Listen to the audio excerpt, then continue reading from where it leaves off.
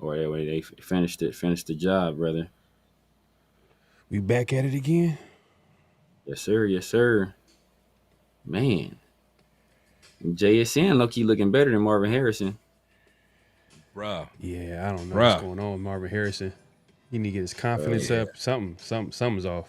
Yeah, something's off, man. Or is he this year's? Is he the Genty of this year? Man, Oh, I'm not. man. Hey, I ain't trying to be negative. I won't be there. I won't go there because Chris I mean, but at least Chris know I'm cautiously optimistic. exactly. oh yeah. You definitely optimistic, all right. Yeah, I don't know. Marvin Harrison cold though. I mean, we just got to see it. I mean, he got to put it together. Not facts. That's crazy Facts. though. You would think that Marvin Harrison would be more pro ready than, I don't want to say the neighbors, but I thought you would think that he would be killing. Bro, but out of college, he was polished, man. Yeah, but he low key the weakest at the OSU guy. Well, no, I'll say, but he low key like the biggest disappointment out of them so far. Oh yeah, he's supposed to be fine. He's supposed to be better than all them. He's supposed to be better than Ave, Garrett, getting Yeah, Neighbors obviously is the best one, and then you got Brian Thomas who was solid. McConkey's killing with the Chargers. You know, so last draft class. Sure. It is what it is. But hey, man, don't forget to clock in. Hit that like button, comment, subscribe, and hit that notification bell. Here we go. LS. Great Pharaoh. The gift of Troy is a fabulous fabric from the land of the five rivers.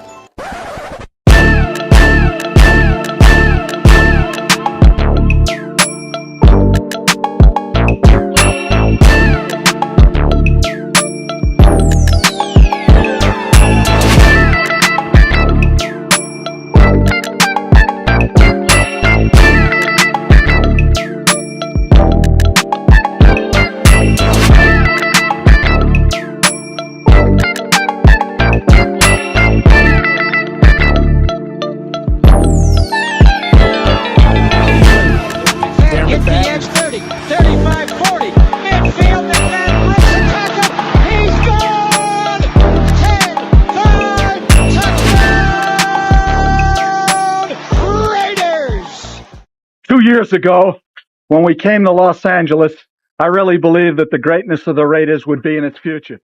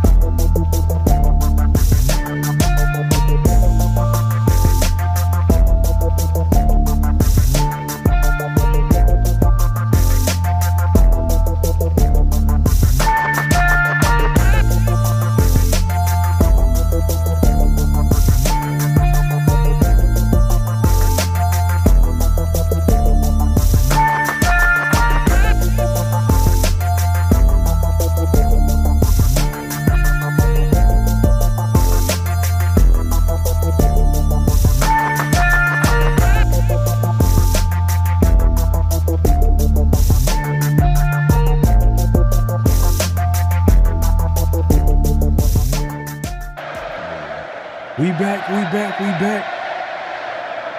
We are back for another edition of Around the Shield. We got a special guest in the building. Man, we got Chris from Protect the Shield podcast. My guy, man, appreciate you coming through, man. What's going on, man? How's everybody doing, man? Man, I'm good, man. I ain't a special guest, man. It's family, baby. It's family. Yes, sir. Yes, sir. Yes, baby. Hey, it's just, yeah, it's bro, chill. I'm chilling with my bros. That's it. Hey, exactly. Yes, sir. Exactly. Hey, we going to have a great show, dope show. Appreciate everybody pulling up. Make sure to clock in, hit that like button, hit that subscribe button, hit that notification bell.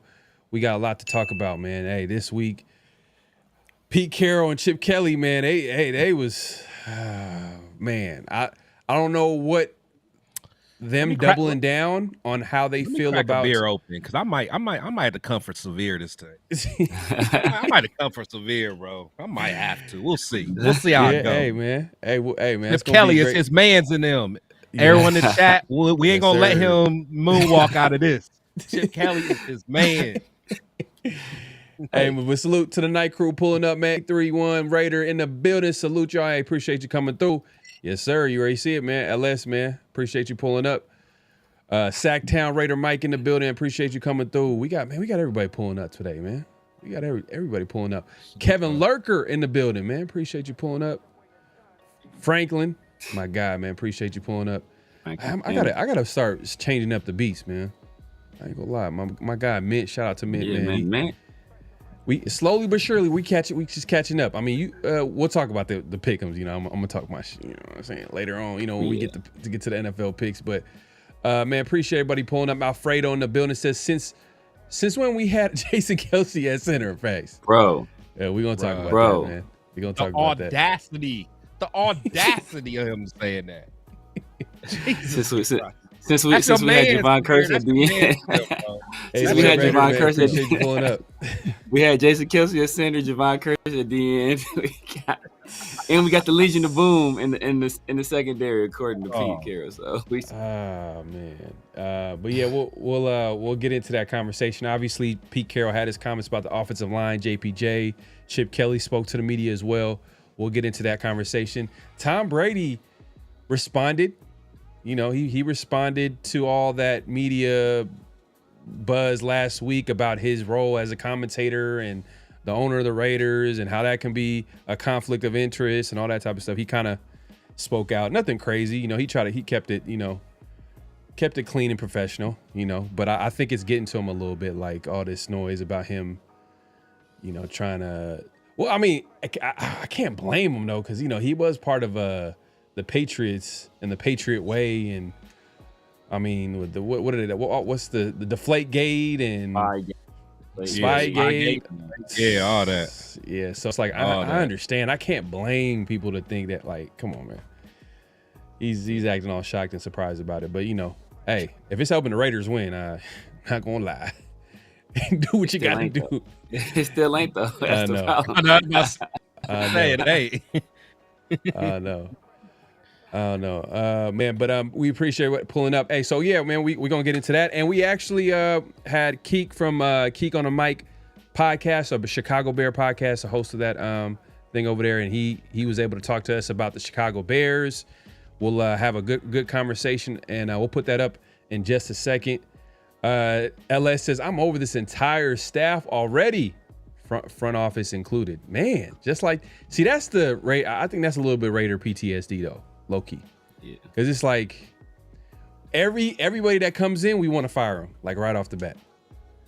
At some point, we got to let someone just stay there. Because I'm gonna make a point. We didn't do it last year. Shit, we could have started last year. We didn't start last year. Hey, whatever. I know. Yeah. And that was my main. I went on my rant during the offseason. I don't know why I don't feel like going on a rant because I already talked about it, but I was called a hater. You remember, Severe? I was called I was called a hater, and AP, he didn't know how to coach. We needed to fire him. We're getting a former Super Bowl winner, but he's 74 years old. It doesn't matter. He's gonna bring a culture, and I mean we'll get into it. I'm not totally jumping off board, but I'm just shout out to my brother Jeff. I had a whole debate. Oh yeah. About why we shouldn't do it. About why we should do it. Look. Incompetent.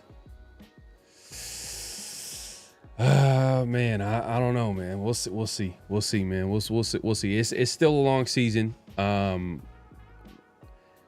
What did Tom Brady say? He said by Thanksgiving, you're going to see if the team is either going to improve and go one direction, or the players give up as well as the fan base gives up and they just get worse and worse as the season goes along. And if that happens, what's the point of having a 74-year-old coach?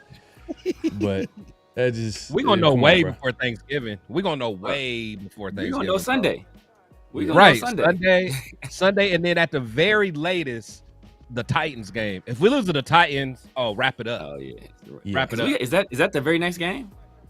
Well, no, it's the no, we play what's your name, and then we play the Colts, and then the Titans, I think. Okay. Yeah, the Colts. Well, I would say this game right here, how they respond. I'm not really, be honest with you, I'm not looking at it from a wins-loss perspective because I didn't have high expectations to begin with. So for me to say, they should win all these games when I didn't have high expectation to begin with, that's kind of contradicting myself. But I do want to see a level of like improvement, growth, make some adjustments, give me some type of hope, and like, okay, when you get more talent, you're gonna do something with it. And shout out to LS with the super chases. The reason we want everybody fired is because we make the wrong decisions to begin with. The writing is on the wall when we hire them. Bro, man, I can't. I don't know, man. I don't want to co-sign that, man. I'm tired of firing people, man. We got to stick it out and like, we have to have some type of stability, bro. Straight up. Like, I don't know. That's where I stand with it. But I worst case scenario, if there's some type of, I mean, we'll get into it because this is a good conversation that we're gonna have later, especially with some of the comments that was made by Pete Carroll and Chip Kelly today. But like I said, I did have a special guest. Me and Severe, we had a chance to talk to Keek on the mic for Chicago Bear podcast, the host of that podcast. And he was able to fill us in on what's going on with the, Chicago Bears. So let me go ahead without further ado and go ahead and play that podcast here, interview. What's going on? We have a special guest. We got Keek, host of the Chicago Bear podcast. Man, and we appreciate him coming by, man. He does a really good job with the Chicago Bears and breaking them down. Definitely appreciate him coming on. But hey, what's going on, man? How you doing?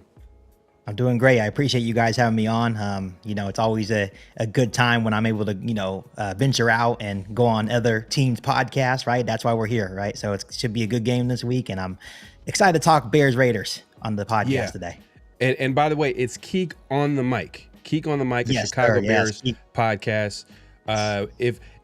Sometimes we do get Bears fans, so like, hey, Bears fans watching, you got a guy here that knows his stuff. So definitely, we're gonna have a good conversation today.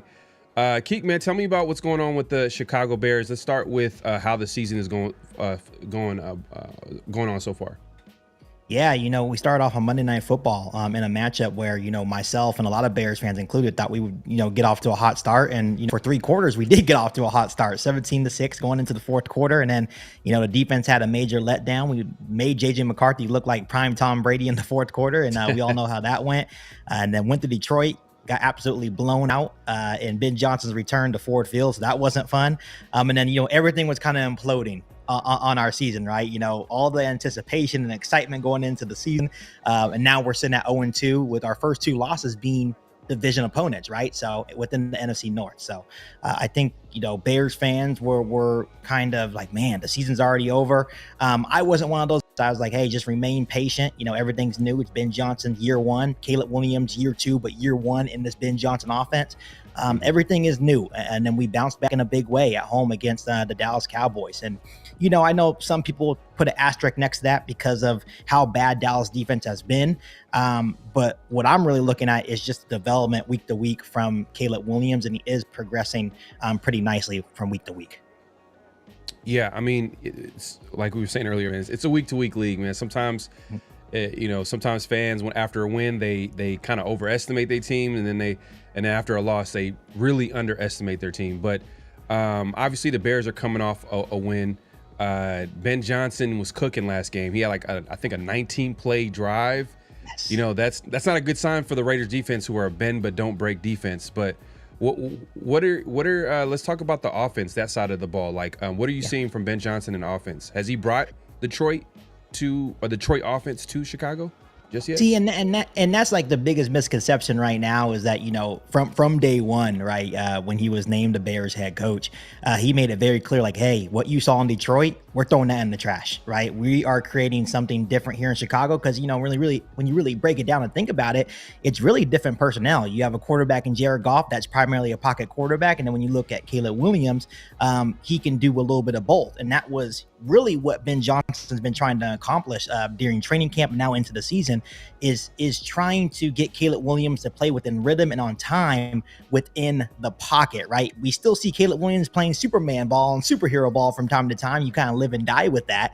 But Caleb Williams' stats are actually really improved from within the pocket. I think I was actually just reading a little clip on social media before I hopped on here that his numbers, his pass rating within under center is, I think, like 140.2 compared to 77.6 from out of shotgun. And to me, that's mind blowing. It shows the improvement already from Caleb Williams, because if you want to survive in this league, you got to be able to stand in the pocket and withstand that pressure and throw, you know, some good passes. But when you look at the state of the offense, it's going well so far. They're 12th in total yards. They're 9th in points, 25.3 points per game. They're 4th in third down percentage.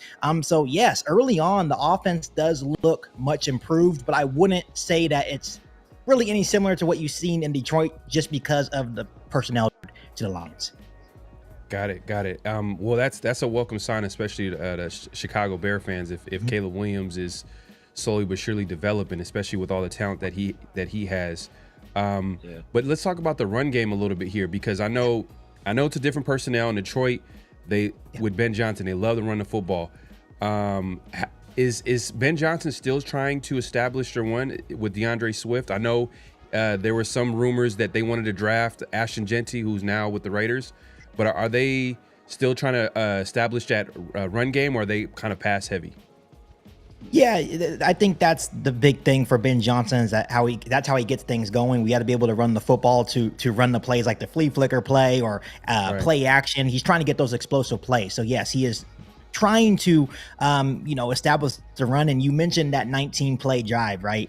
In that 19-play drive, I believe he called 11 straight run plays.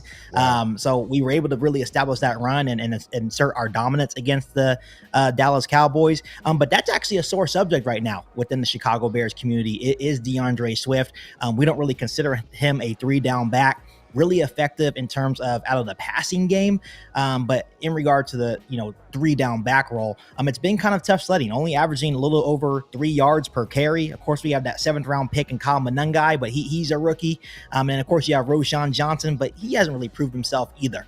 So that's kind of been the biggest story. Like, I think this Bears offense could take that next step. And right now we're 15th, so we're middle of the pack in rushing yards per game. But that's definitely a thing that if we can get DeAndre Swift going, this offense could really light up the league. Man.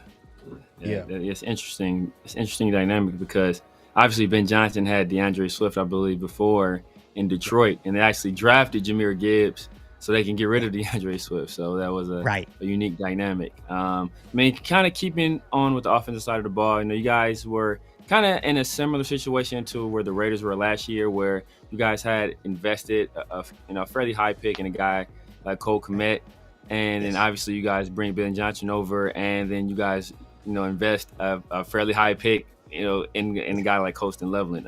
What has he shown you guys this year? Kind of a slow start for Colston. The first 2 games, very non-existent. I think he had maybe a couple of targets and like 1 or 2 catches, and that was the same thing for Cole Kmet. The tight ends have not really been involved. Against Dallas, kind of opened it up a little bit, had a nice 31-yard catch, but unfortunately was banged up during that game, so I'm not sure if he's going to be available this week. And Cole Kmet also got a touchdown reception. But in regards to Colston Loveland, I keep saying that he is a receiver in a tight end's body. Made a lot of noise during training camp and during rookie mini camp and just during the off season, but not quite yet has it translated to the regular season. But that also goes to my sentiment that we have to give it time. I think eventually, once things come together, him and Caleb Williams continue that chemistry on and off the field, I think he will be a major asset. But in regards to the start of the season, it's been kind of tough sledding for the rookie. Interesting. Him being banged up, that's kind of his MO. So that's hopefully that works out for the best. I mean, I know you guys, traditionally, you guys have been kind of struggling up front along the offensive line. Anytime you want to establish the run, obviously you have to make major investments into the offensive line. How has your offensive line been performing this year?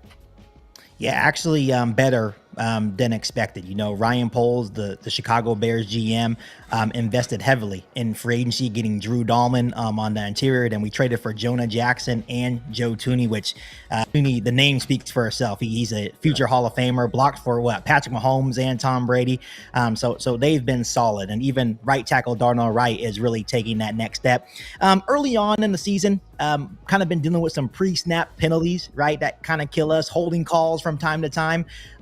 But overall, as a unit, they have been pretty good. Caleb Williams has only been sacked 6 times within the first 3 games, which to me, that's a massive improvement because he was sacked 68 times last year. So that's good. Our biggest issue right now is definitely Braxton Jones on the left side. And I am preparing myself for Max Crosby to be on that left side quite a bit. Just knowing that is our weak link in Braxton Jones. Doesn't handle the bull rush really well, but overall, when you're looking from, left guard on, the offensive line has been doing really, really well. Yeah, that's Wilson. Maybe Tyree Wilson. That's all Tyree Wilson does. So let's see.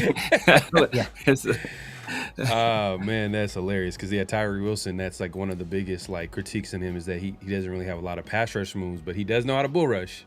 That's one thing that he has to toolkit. Could work out for him then. You know what I mean? That's why it's funny, right? So it's like, yeah, he's definitely the weak link on our offensive line right now. So maybe it will be a coming out party for Wilson this game. Yeah, definitely. But going to the defense, it doesn't seem like Dennis Allen doesn't like to blitz a lot. I think I've seen somewhere where they're second in the league in blitz percentage. So they want to get there with their front four. How are they? How's the pass rush for the Chicago Bears? The first 2 weeks really non-existent. Guys like JJ McCarthy and then Jared Goff had all day to throw. And then, kind of dialed it up a little bit more against the Cowboys. And we were able to get home twice on Dak Prescott. And I think once we really started bringing that pressure, that's when the turnover started happening. We were able to pick off Dak Prescott, I believe 2 separate times. And the defense really came to life. But when we're talking about the front four, that has been a big area of concern, not only to start the season, but even in the offseason. Bears fans, including myself, are really slamming the table for Ryan Poles to make a move for an edge rusher. Even when Micah Parsons was available, we were like, why not? Why wouldn't you try to go add a guy like him? Or when Trey Hendrickson was kind of floating around there, go add a game wrecker like that. Of course, we have Montez Sweat. We signed Dayo Odengbo, brought in Grady Jarrett, but we weren't really we're having a tough time winning with the front four. So what Dennis Allen kind of did against the Cowboys, he started bringing safety blitzes with like Jaquan Brisker, right? Just to kind of, maybe speed up the quarterback a little bit more and help out that front four. But yeah, we have to figure out how to get more production from our front four guys, because it's really been non-existent. Yeah, they did have a really good showing against the Dallas Cowboys, but they've just been very inconsistent from week to week. Yeah, it's kind of interesting because the Raiders, so far this season, there's been a weakness on offense with running the football, protecting the quarterback, and then we're going against a team that obviously so far they kind of struggled to get to the quarterback and even stop the run as well. Let's talk about the run defense. What's been the main issue with the run defense? Is it just they just don't have guys up front to stop to clog up the running holes? Yeah, I just don't see a lot of penetration from the front four guys, which is it's kind of bothersome to me, because I know you invested a heavy money on Grady Jarrett. We have Javon Dexter, and it comes in spurts, right? But it just seems that it's not consistent. So that's why I brought up the word inconsistent. But when I'm looking at this matchup against the Raiders, and I actually live in California, so I'm surrounded by Raiders Raiders fans, right? And I actually had a couple of buddies reach out to me and saying, congratulations. I was like, on what? They're like, you get to play the Raiders this week. I said, okay, whatever. And he's like, the Raiders offensive line has not been good. I do know that I believe Geno Smith has been sacked 12 times. So that matchup's interesting to me because you have an offensive line that's kind of been struggling, a defensive line that's been struggling. Someone has to win that battle. Right. So it's going to be interesting to me to see how both teams kind of adjust to that and see who can really insert their dominance. But yeah, when it comes to the run, they're what, 26th in stopping the run, and it's just been very, very inconsistent. No penetration, letting guys get to the second level. And when you get guys to the second level and, you have your safeties making all the tackles, that's when your defensive line is not doing their job. Yeah. And when you see that, like, you guys are giving up, like, 5.5 yards per carry, I'm sure Ashton Genty's looking at that like, hey, this is going to be the game where, I'm trying to get my numbers up, you know what I mean? But, the Raiders got to do their part in blocking it up. But it's going to be interesting, though, because you mentioned that, like, Dennis Allen started to blitz. And one of the issues with the Raiders' offensive line is that they haven't been able to handle stunts and blitzes. So, do the Chicago Bears run a lot of stunts? Is that something that they do? From time to time they will, to try to mix things up. But from what I saw in the first 2 weeks, he was just trying to win with that front four. Wasn't really working. So when we got to the Dallas Cowboys game, you started seeing Jaquan Brisker, which Jaquan Brisker is like a Swiss Army knife. He's that, to me, the missing piece that can really help get us pressure. So you may see safety blitzes from time to time to try to generate pressure. Dio Dangbo, Montez Swift win from time to time, but it's not consistent. It's not like they're going to be game wreckers. Maybe this game's different. But you'll definitely see a lot of Jaquan Brisker. We're still waiting on the status of Kyler Gordon. And if Kyler Gordon plays our slot corner, he's also another guy that I know that Dennis Allen is really excited to use on corner blitzes as well. Yeah, that's going to be an interesting matchup for sure. Yeah, kind of sticking there. I mean, one thing that goes along with the pass rush is the secondary. You guys will be without your number one corner, Jalen Johnson. Who are you guys looking to have replace him at corner, and how would that look in terms of your secondary? Yeah, so right now, these last couple of weeks, because, it's not only Jalen Johnson, obviously Kyler Gordon's been banged up. We're missing TJ Edwards, our linebacker. We got a guy, Terrell Smith, which he was going into his third year. He was also really good. He's out for the season. So our secondary once was a strength of our defense, but now it's kind of a weakness to this defense now. So the two guys that have been out there for the last couple of weeks is Tyreek Stevenson, which he's a third-year corner. He was already cornerback 2 alongside Jalen Johnson, and had a rough first 2 games of the season. Like literally quarterbacks that were targeting Tyreek Stevenson had a perfect passer rating of 158.3. Last week had a very good week, bounced back in a huge way, but Tyreek Stevenson, very up and down, very inconsistent player. So you don't know what version of him you're going to get. And then we have Nashawn Wright. He was a practice squad player for the Minnesota Vikings. Just had to step up into a starting cornerback role. So we've been really going with those 2 guys as our starting corners. And once again, as you expect, just very inconsistent play because he's not usually a starter in the National Football League. So I think from week to week, they make some good plays, but they also make some very bad plays as well. So just a lot of inconsistencies when you're looking at the Chicago Bears defense from week to week. Man, it's an interesting matchup. Brock Bowers, who hasn't been 100% since the first game, is the Raiders' best offensive weapon. If we can get him going, then I think the offense could get going for the Raiders. Right. Who would you foresee, like, who's going to be matched up with him? I know you said you're dealing with the Bears defense is dealing with some injuries, especially in the at linebacker TJ Edwards and guys like that. Who would match up with Bowers if he were to have a get back game? Yeah, I do want to say that I have Brock Bowers in fantasy. He's my top tight end. So, I've actually been watching a lot of Raiders football, yelling at Geno Smith, like, dude, can we get Brock Bowers the ball? Because I need some more fantasy points. Even in this game, of course I want to see the Bears win, but there's money involved in fantasy. So I need to get Brock Bowers involved. And, they need to get him involved for sure. But right, exactly. So right now it would probably be a mixture of Jaquan Brisker and Tremaine Edmonds. Tremaine Edmonds is one of those really athletic linebackers, especially in this Dennis Allen defensive scheme. So they may take a crack at, Tremaine Edmonds trying to guard Brock Bowers. You may see a little bit of Jaquan Brisker coming in, maybe our nickel corner, maybe trying to cover him. It's going to be a tough task, man. Brock Bowers, I just know that he's dealing with that knee injury, and he, is getting back to full speed. And I definitely agree. If you guys can get him going, that definitely helps a guy like Geno Smith.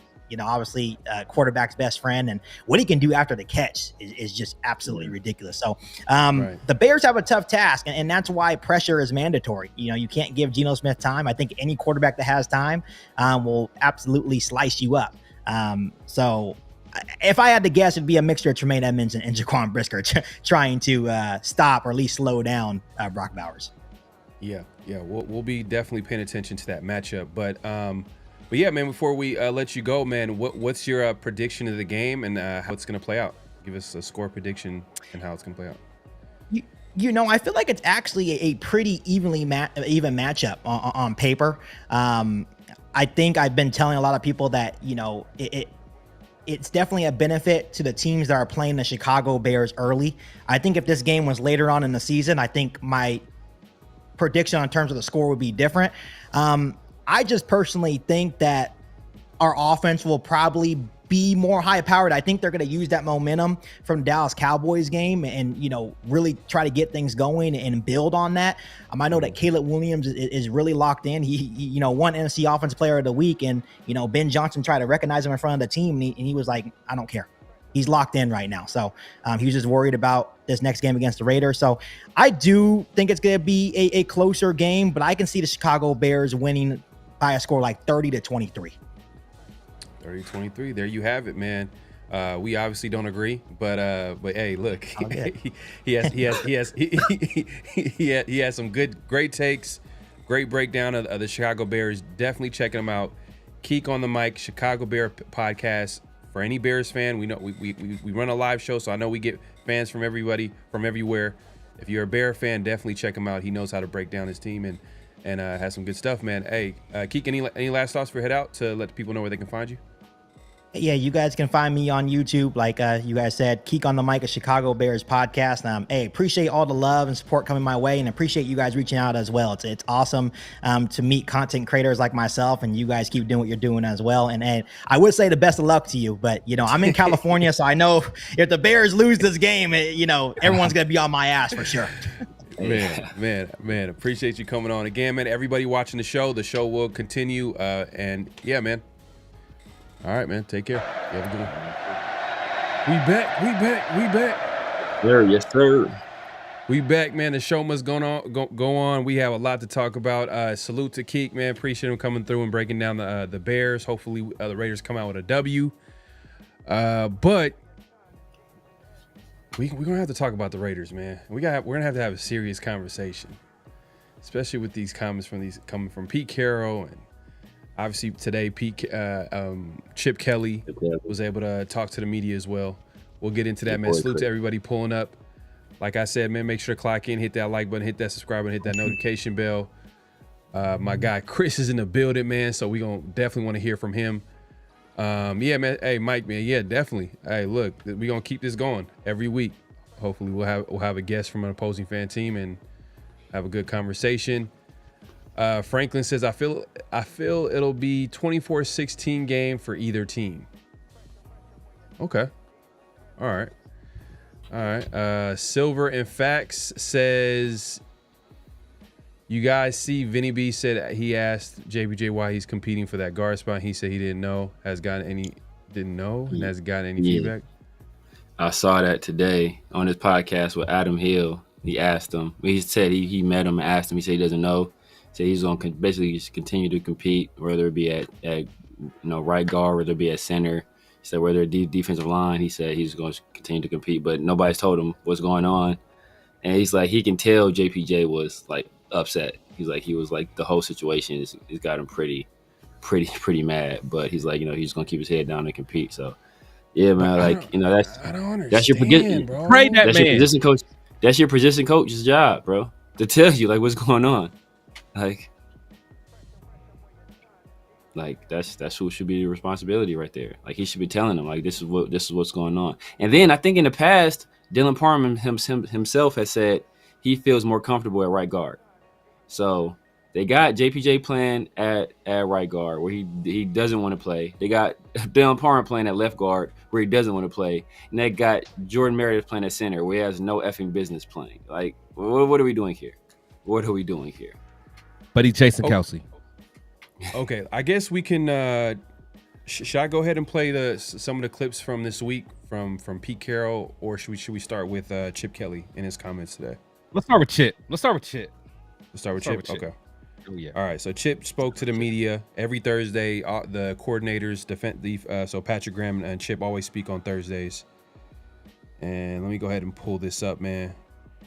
Let's see here. Boom, boom, boom.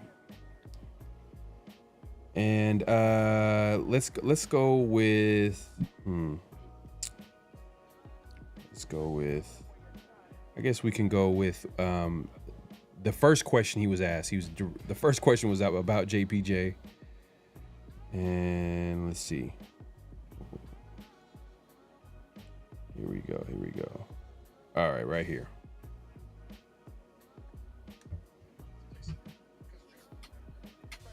As a staff, why do you guys feel like it was better for Jackson Johnson to play right guard and Jordan Meredith to play center? Because Jordan did a better job in preseason camp at playing center for us in terms of what we want call-wise, putting us in the right protections, doing all those things. I think Jordan's what you're looking for in the center in this league. He reminds me a little bit, I'm not going to say he is, but he reminds me a lot of Jason Kelsey that I had when I was in Philly. It's got a long way to go. Jason's a Hall of Famer, but he's that type of player. We were really excited about what Jordan's doing at center. Jackson hasn't played the last few games. What do you miss without him out there? What do you hope? What are you getting back when he does come back? He's a bigger body. He's a bigger body. So and I think that's one reason why he's a better guard. He's built more like a guard than he is like a center. Jordan's built a little bit more like a Kelsey, an athletic guy, pull, get out in space, all those other things. Jackson is a tough, hard-nosed. There's a lot of big three techniques in this league. So to have how do you handle a guy at the three techniques? So having a bigger body at the guard spot is what he is, and his toughness is always a positive to what we're doing. You've only had one game with that 5-man group that you guys broke camp with. One of the three, yeah. Yeah, one of the three, exactly. Are you not excited necessarily, but curious to see what that looks like and give it some time for that? Yeah, that's just what this league is all about. You better have some depth. We're fortunate we have an extra guard in Alex, and Alex has played a lot of really good football in this league, so we feel like we have three guys that can play guard. And so you're going to get tested. Everybody, I don't think anybody's had the same lineup in every single game so far in the 3 games in this season in the NFL, so that's just part of it. So you hope you can keep your players. And we have a pretty healthy team, to be honest with you. I lost Lonnie. Lonnie is about the only guy we lost in preseason camp. Besides that, it's just been a one-off in a game here or there. So, but this game through the 17-game season is going to test you from an attrition standpoint. So there you have it, man. So the reporter was asking him about JPJ. Why is he not playing center? And Meredith is starting there, and he just was bluntly said, because he played better. We trust him more with protection calls. And he goes on to say that he compares him to Jason Kelsey. Obviously, he's a Hall of Famer, but his skill set, his body type reminds him of a Jason Kelsey who he coached earlier in his career when he coached the Eagles. But Chris, man, what was your first thoughts when you heard these comments from Chip Kelly? He's an idiot. He's an absolute idiot. That's what Chip Kelly does, man. He thinks he knows everything. A lot of the things that you guys, well, not you guys in particular, but a lot of Raider Nation has said about Josh McDaniels, that's Chip Kelly. That's Chip Kelly, bro. Minus the Super Bowl rings. He is arrogant, egotistical. He has a punchable face. I don't like nothing about Chip Kelly. I've had to fake it these last few weeks. I was going to wait and see how it rolled out. I didn't like Chip Kelly the moment that we signed the dude. He's scum. And now what does he do? He changes Genty's stance. He changes. There's only 5 positions on the offensive line. He changes 3 of them, playing guys where they don't really play before. I just can't stand him. I don't like nothing about him.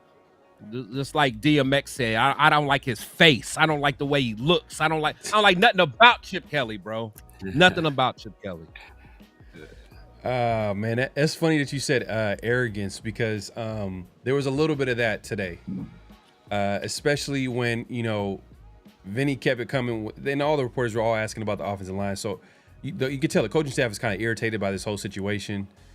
And Vinny, you know, there's another clip, you know, I don't have to play that, but when he said, okay, is there something that's happening schematically that, because Chip was saying that, you know, a lot of the things that's going on with the Raiders is what the teams are doing and this and the third. But when Vinny said the word schematically, you could tell Chip almost laughed in his face. I swear, you gotta look at it. He literally was like hearing him the whole time. The whole presser, he was serious face, like he was just like this.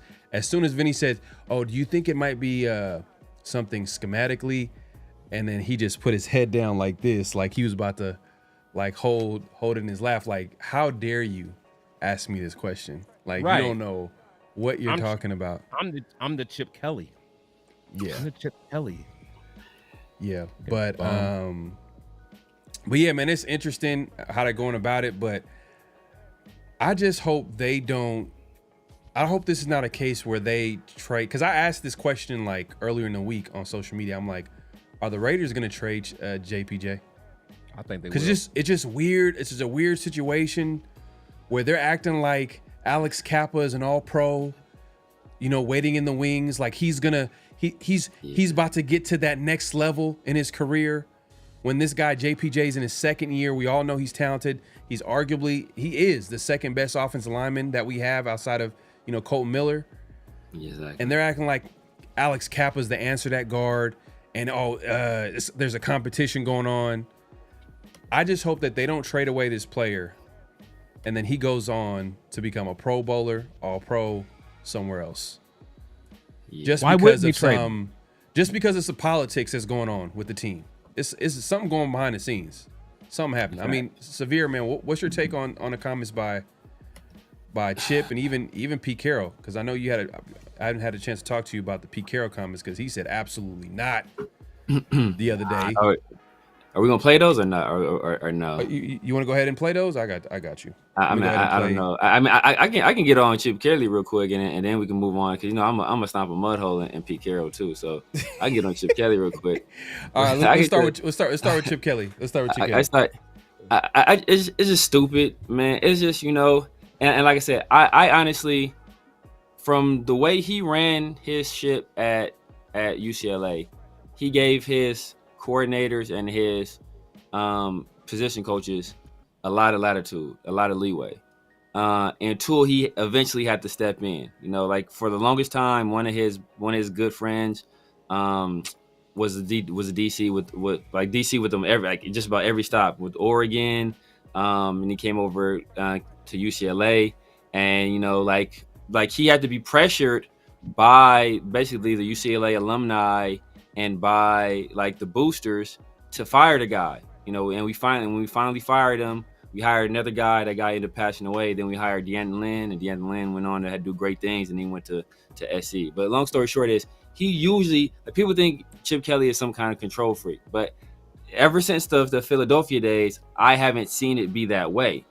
So that's why I don't think these moves are coming from Chip Kelly. That being said,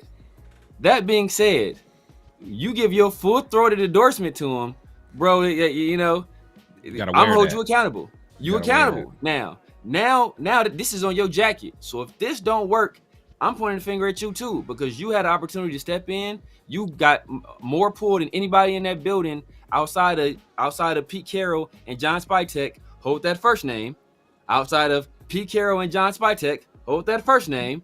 You got more pull than anybody in the building outside of them, just by virtue of how much money you're making. So if you don't exercise that leverage that you have to get the things done that you want to get done, then I'm holding you accountable for everything that happens, because it's happening on your watch.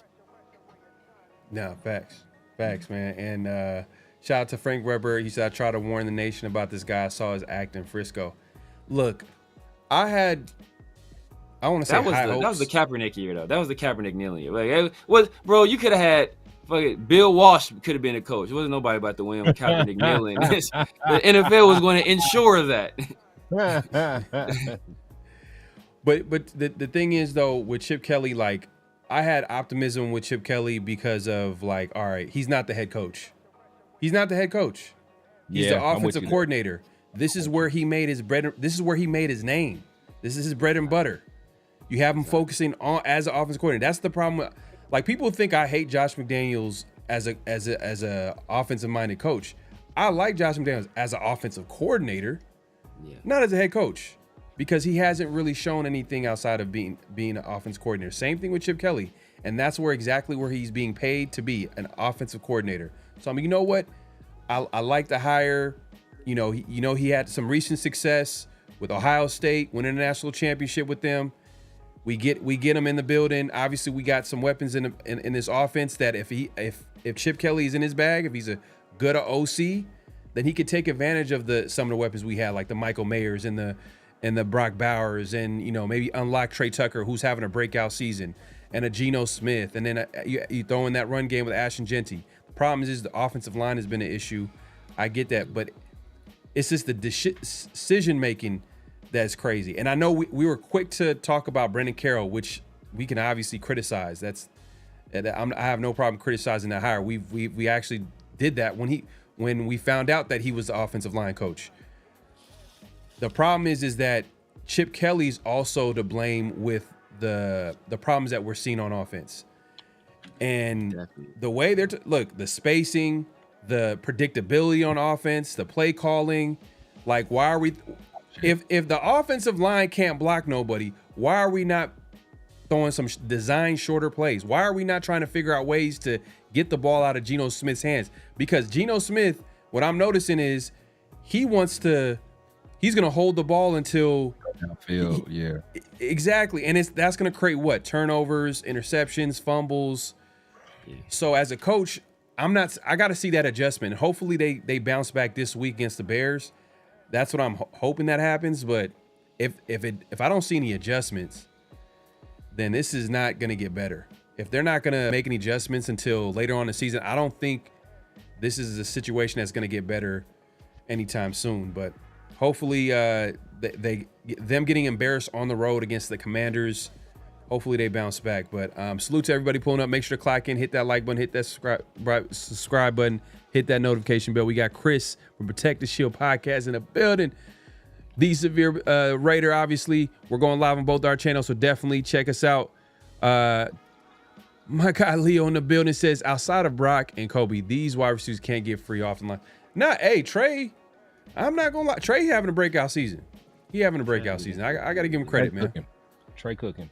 Yeah, he's having a breakout season, which is a good sign for this offense. There's some potential there, but can we block somebody? Can we give the quarterback some time? Can we get the run game going? Yeah. Those are the questions that need answering. But let me go to because obviously Chip, he went on to talk about a few things about the offense, and someone asked him about hey, how about getting Genty involved in the pass game? Oh, I hope he gets 75 catches. But that doesn't how it works. He's like the fifth option on the play, and I'm not going to tell the quarterback to go to the fifth option and pass up the first, second, third, and fourth. But there's no plays in your playbook to get Genty the ball. You know what I mean? There's no design plays. Why are you acting like that? That was not something that you had Genty all offseason running all types of pass plays and this. So you're telling me there's nothing in the playbook to get Genty involved? That it's like he's insulting everybody's intelligence the way he answered that question. It's like, we know that Genty's not you don't go to Genty first if he's the fifth option on the play. We're saying, can you get Genty involved in the pass game? Get him in space, bro. Yeah. I don't know, man. Like Chris said, man, the arrogance, trying to make people look stupid. Even when he was making examples, trying to cover, say, oh, look at the league. The league is not running the ball efficiently right now. And he said, out of the top 10 teams that are top 10 in attempts, only 4 of them are averaging 4 yards a carry. And he named the 4, but it's a very specific stat. that he knew to remember so he could talk about it, because just in case someone asked him that question. Because if you look at the Raiders are top 10 in attempt, and they shit at running the ball. So I mean, top 10 in attempts, and I think 30th in yards or something. Exactly. So I think that was obviously Ashton Genty defense, but I think he's trying to defend the offensive lineman as well. But bro, has these. The fact that he has these numbers on demand, he's a coach. Exactly. And I'm not saying coach don't look up what's going on around the league and they look at numbers and stuff like that. They don't get analytics and stuff like that. I get that. But the fact that he had these numbers on demand, he was prepared to talk to the media. He was prepared. He was ready. Yeah. He was ready. But that's why I tell people this is literally all Chip Kelly does. Like, he's probably studying every single one of those teams and seeing what they're doing. Like, this is literally all he does is just draw up plays. And so that's why I know, like, when he says he's a fourth, fifth option, like, bro, I didn't seen him I'd seen him draw up plays to get the running back to the ball, like specific plays to get the running back to the ball. So that's why I know, like, bro, like, don't try this nonsense saying he's the fourth, fifth option, bro. I've seen you do it before. Like, it's in your playbook. So but like I said, bro, like, look, he talked to him like he was stupid. Like, the dude, he obviously he did not mean him as a fifth option. He's saying, like, can you get Genty the ball? He's like, oh, I hope he gets 75 catches. That's just not how it works. He's going to be the fifth, fourth option on plays. Bro, we're not saying that. Just get him involved. Like, you obviously, the offensive line can't block long enough to get the ball to the receivers downfield. So what do? Get some yak. Get the guys that can get you yak. Genty's a yak guy. He that's his game. Breaking tackles. Breaking tackles is his game, bro. If you give him a short pass, there's a good chance he could break that tackle if you give him some space. I mean, at least try. It's just not, the attempt is not there. We'll see if he makes adjustment, because last week he was arrogant enough to say, oh, well, it's load management. And then he got 16, 17 carries. So maybe this is just a deflection. And then we'll see some of these guys get the ball in a short yardage situation where, a guy like Jacoby Myers can break some tackles. Hopefully Brock is healthy enough he can break some tackles. And then, take calculated risks of throwing the ball down the field, man. But let me get to let me get to like Pete Carroll, because Pete Carroll is obviously, he's like, I'm at a point where it's funny. It's funny. It's a Three Stooges at this point, man. Or Beavis and Butthead. Maybe that's better. Beavis and Butthead. Martinez says 101% Genty's yards are after content. Let's see it in space. Let's see if he can go ahead and make some of these guys miss in space. Like, let's change something up. Because look, last game, I know we scored 24, but it was garbage points. So that really don't count. But I mean, the Raiders' offense is scoring 17 points a game. So definitely, they need to make an adjustment. He scored more points. We only picked Genty at 6. Why would you waste time designing plays for him? You're right. That's embarrassing, bro. That's embarrassing. It is, man. Yeah, man. He's preserving Genty for postseason. Leo, right. Oh my that's God, it, bro. That's it. Yeah. That's literally what Pete had the nerve to say that. Wait, no, was that Pete to say that, or shit? Nah, that was Pete. That was Pete. Yeah, load management though. Silver and Facts. That's a dope name, man. Chip can't design a screen pass. Pretty sure I saw a shit ton at those at Oregon. Yeah, Ohio State too. Yeah. And, and it's a lot more. Yeah, it's a lot of people that are questioning his play design, the spacing, how he still, his offense is looking a little bit collegey, like it's, so Chip needs to I don't know, someone in that building, I got to be honest. Hopefully someone in that building is keeping it real with him. Because if he's the head coach, I'm glad. Whew. Man, I'm glad he's not the Raiders head coach, because if he was, bro, this would go downhill real quick. But who's gonna keep it real? Look. Pete, could it be worse? Pete Carroll. You talking about if he was the head coach?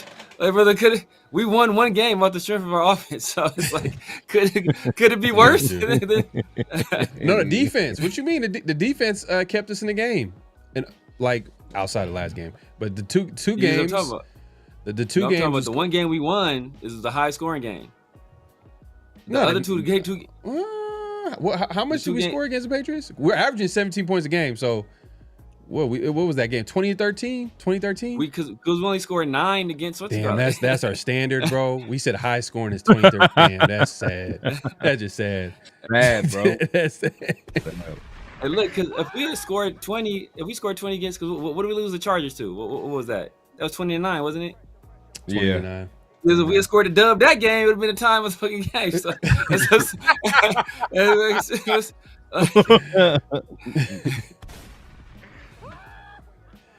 Let me go ahead and we gonna get on Pete Carroll. So yeah, that was Chip earlier today. He definitely had plenty to say today. And obviously Pete Carroll spoke to the media yesterday. He started off with his arrogance a little bit, like, absolutely not. Let's see here. Go ahead and find this, man. Let me go ahead and look for this, man. If you haven't already, make sure to clock in, hit that like button, hit that subscribe button, hit that notification bell. Jason Kelce, like, whew. Jason Kelce. Why would he say? Why would he put that pressure on Meredith like that? Why would he say? Why, like, just say we like him and he's good and that's it, bro. Like, now that's gonna be now every time Meredith makes a mistake, this dude called him Jason Kelce. Like, that's every time. It's a wrap. And but it was so stupid is like he tried to clean it up because he knew he shouldn't have said it. Like, bro, if you got to qualify it, don't make the comparison. He was like, man, I don't want to compare him to this dude, but he's like Jason Kelce. But if you don't want to compare it to him, then don't compare him to like. Ain't nobody forcing you to say that. Ain't nobody forcing you to do that. Like, bro, you the one that's bringing it up. It's like, it's stupid. But here goes Pete Carroll. This was Pete Carroll yesterday when about making offensive line changes and also JPJ going back to center. This is what he had to say. Pete, you had mentioned fitting the offensive line. I think on Monday was last year the Raiders finished with Jordan Meredith at left guard, Dylan Parham was at right guard, and Jackson was at center. Would you consider maybe going back to something like that? Is that Absolutely what you're not? No, we invested a lot of time with these guys playing in their spots. I know you're interested in JPJ. This is an official week to practice and to get ready. Last week was not that. So he's ready to compete for playing time, and he and Alex will be going at it. So it's a good situation in that regard. When you say competing for playing time, Jackson and anybody in 2 weeks. We got to see what he can do. So we got to check him out and see how he does.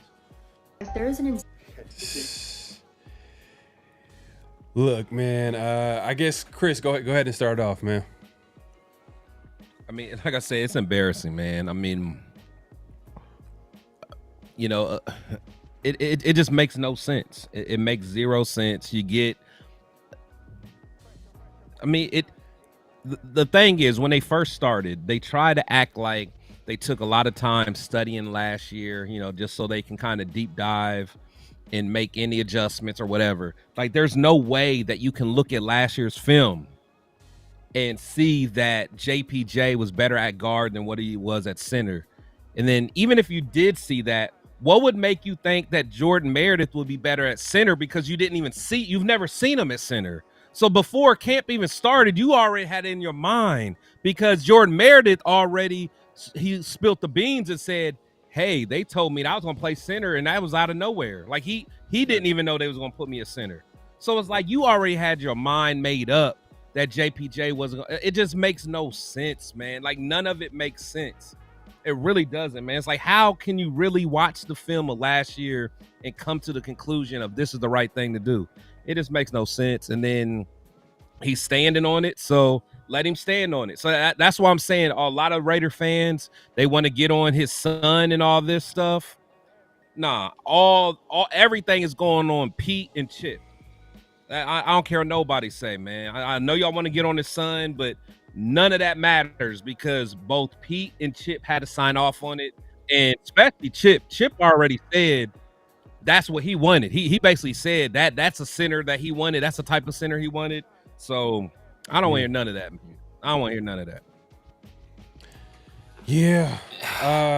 Man. I wish they asked Pete, or even not even just Pete, a Chip today. I wish they asked them, like, who's the starting right guard this Sunday? I wish they asked that question.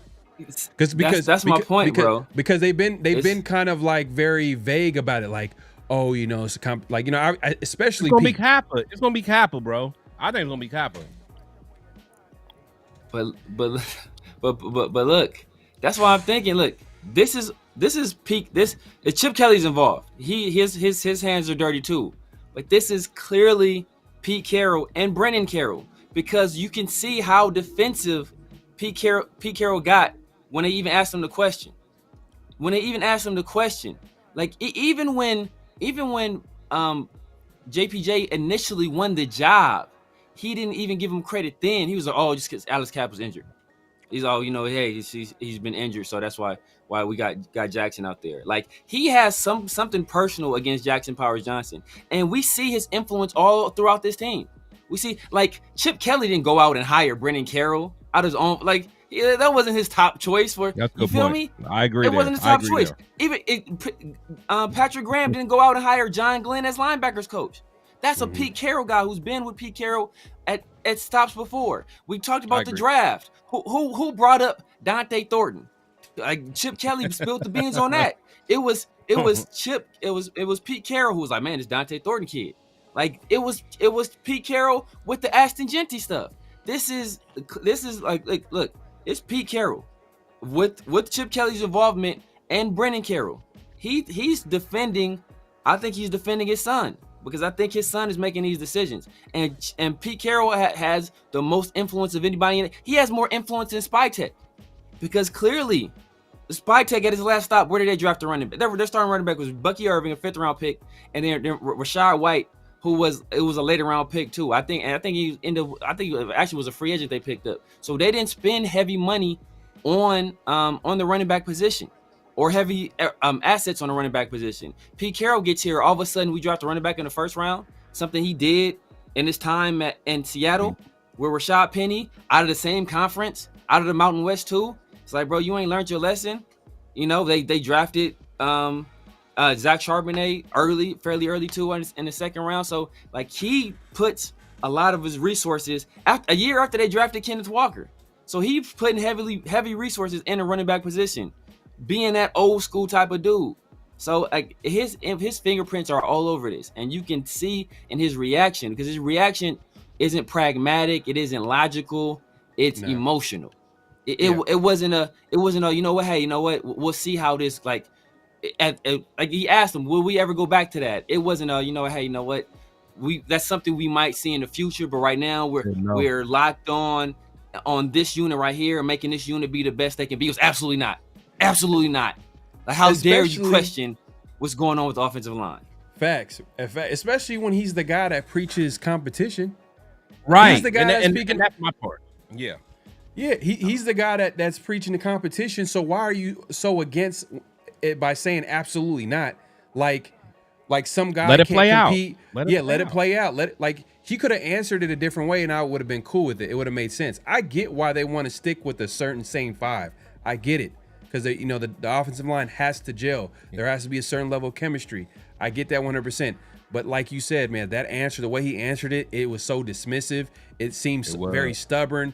Like, he's set in his ways, like he's old and senile, and it just, everything about it just seemed just crazy about how he answered that question. I mean, we might be looking at too much into it, but I felt like everybody was on the same page when we first heard Pete Carroll just answer it by saying absolutely not when he was asked about JPJ going to center or making any changes to the offensive line, pretty much. But peep this. The reason he said JPJ couldn't play center that week, or couldn't play right guard that week, is because we hadn't seen him hit in a week. But I want to say another presser, he talked about the Raiders not being able to have any practices because they were on a short week and they had to travel. So how can you say he ain't got to hit nobody the entire week, but in another answer say, the Raiders really haven't had a chance to practice because they were on a short week and they have to travel to the East Coast? So like your answers ain't lining up. You just said we really couldn't practice. And that was part of the reason why the Raiders look like shit. But then you saying we can't play JPJ because he didn't practice. It's like well then Kappa really didn't practice either then, or he might have got one practice in there or a walkthrough. So like that can't be your justification. Yeah, I don't believe none of it, man. I don't believe none of it because even when you think about what's his name said, what's our old lineman, the crazy boy, Rich Incognito. Yeah, like he basically said the same thing that Chip said, just about, not being able to make the calls and all that. Like, whatever, man. Like, smoke, there's fire, man. It's all trash, bro. It's all been part of the plan. Like, I almost feel like just from the very beginning, they didn't like the fact that JPJ, kind of was like, hey, I'm the center here. Like, I just think they didn't like that for some reason. I don't know if they kind of thought he was cocky. Maybe, his personality clashed with Chip's, but I feel like from the very beginning, they just didn't like bro, man. Yeah. At the end of the day, I want the best players on the football field. And if for whatever reason you got the coaching staff is not doing that, then we know who the problem is. Yeah. Like, I don't want to see, like, I understand everybody has an ego, but I don't want to see that. I just want to see the Raiders win. I want to see the best players on the football field. I don't want to hear no ego, no nothing. And what I heard from Pete Carroll yesterday, it was a little bit of ego. Like, he was dismissive. He didn't. And Chip Kelly today, it was a little bit of like, and I mentioned I didn't play the part. It was something that you would have to probably see. But he was asked specifically by one of the beat reporters. It might have been Vinny, but it was something right when he said something about schematically. Whatever. Right when he said the word schematic, literally Chip put his head down like to hold his laugh. Like, you did not just say that word to me. You have no business saying. I swear. I gotta send that to you. I'm gonna send that to y'all after the show.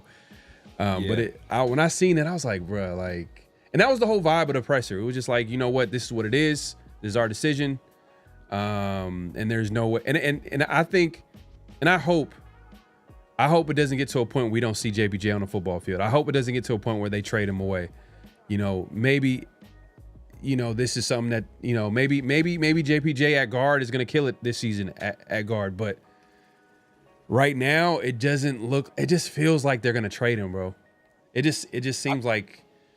Oh, yeah. Yeah, I think they will, man, because the thing is, JPJ, if you watch him even on the sideline, he's still all in. He's still being a good teammate. He's still running around when there's a good play. You still see him high-fiving, showing love to.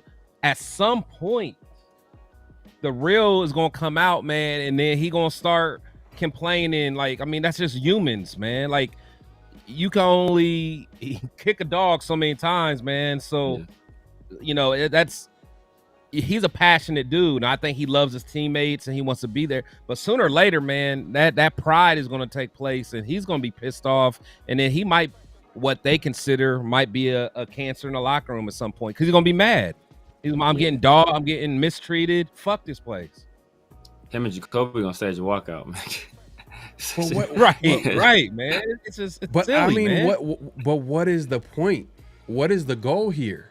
Right. Nobody knows. What is the goal? Okay, all right. I could look. I could live like, hey, y'all might disagree. I could be like, you know what? You like Meredith at center. You like how he looks at center. Okay, cool. But why is Alex Kappa even in the equation of him being in the starting line? Like, why is that even a question? Like, it doesn't even make any sense. Like, you should be rolling with the younger player, the more talented player, the player. Coach him. It's like they're almost afraid to coach. Like, coach him up. Like, if he's making mistakes, why don't you coach? Because Glaze is out there making mistakes. We're not hearing anything about Glaze. We're not hearing nothing about any other player. Like Dylan Parham. We're not hearing nothing about Dylan Parham. There's no question about him losing his starting job. And Dylan Parham, this is probably the worst I've ever seen him play, period. At left guard. I know last year he played right guard. Worst. Yeah, this ain't his worst, bro. This is worse, man. This is the worst. He wasn't this bad. He wasn't this bad last year. He was at right guard last year. Well, the thing is, he always had. What's his name? Who's our center? Our center usually took the cake with getting dogged. Andre. Yeah, Andre usually took the cake, so therefore then you might, but nah, he's bad, bro. He's like I going into this season, I was like, he may not make the team. Yeah. Honestly, I was like, hopefully Caleb Rogers steps up. I'm like, he may not make the team, and then he's starting and he's just doing what we knew he would do. Exactly. I will say though, like when JPJ was in the last time we seen him play that first game, he did struggle that game though. Yeah. Like he struggled with like blitzes and stunts. So absolutely, but that's what, because I knew people were gonna say that, but it's like he's out of position. Exactly. He's out of position, so I knew people would be like, "Oh, well, JPJ just didn't forget how to play football all of a sudden, man." Exactly. He was the best center out of college, and then we put him back at guard. He played all right. He was so, but then as soon as we moved him to center, it's like, okay, I'm back at home, and he started doing his thing, and it's like, man, and then you put him to another guard position. Like, I know people think this is like Madden, but like left guard and right guard is not the same. It's not the same. Yeah. And yeah, man. And that's the issue is that go ahead. No, go ahead. Finish your thought. No, I'm saying that's the issue is that like he's played 3 different positions on the offensive line since he's been drafted. You know, he just got drafted last year. So, you know, he started at left guard, then he obviously moved to center, and then he moved to right guard. And like our best lineup last year was with him at center, Meredith at left guard, Parham at right guard. Like, and part of the reason that he's going to struggle is because he's playing a new position and Meredith is playing a new position. So in this offense, Meredith has to make the protection calls. So, you know, like he ain't never had to do that before. He ain't never had to take on that kind of responsibility. So now he has to take on that responsibility plus snap the ball, which he's not, you know, great at.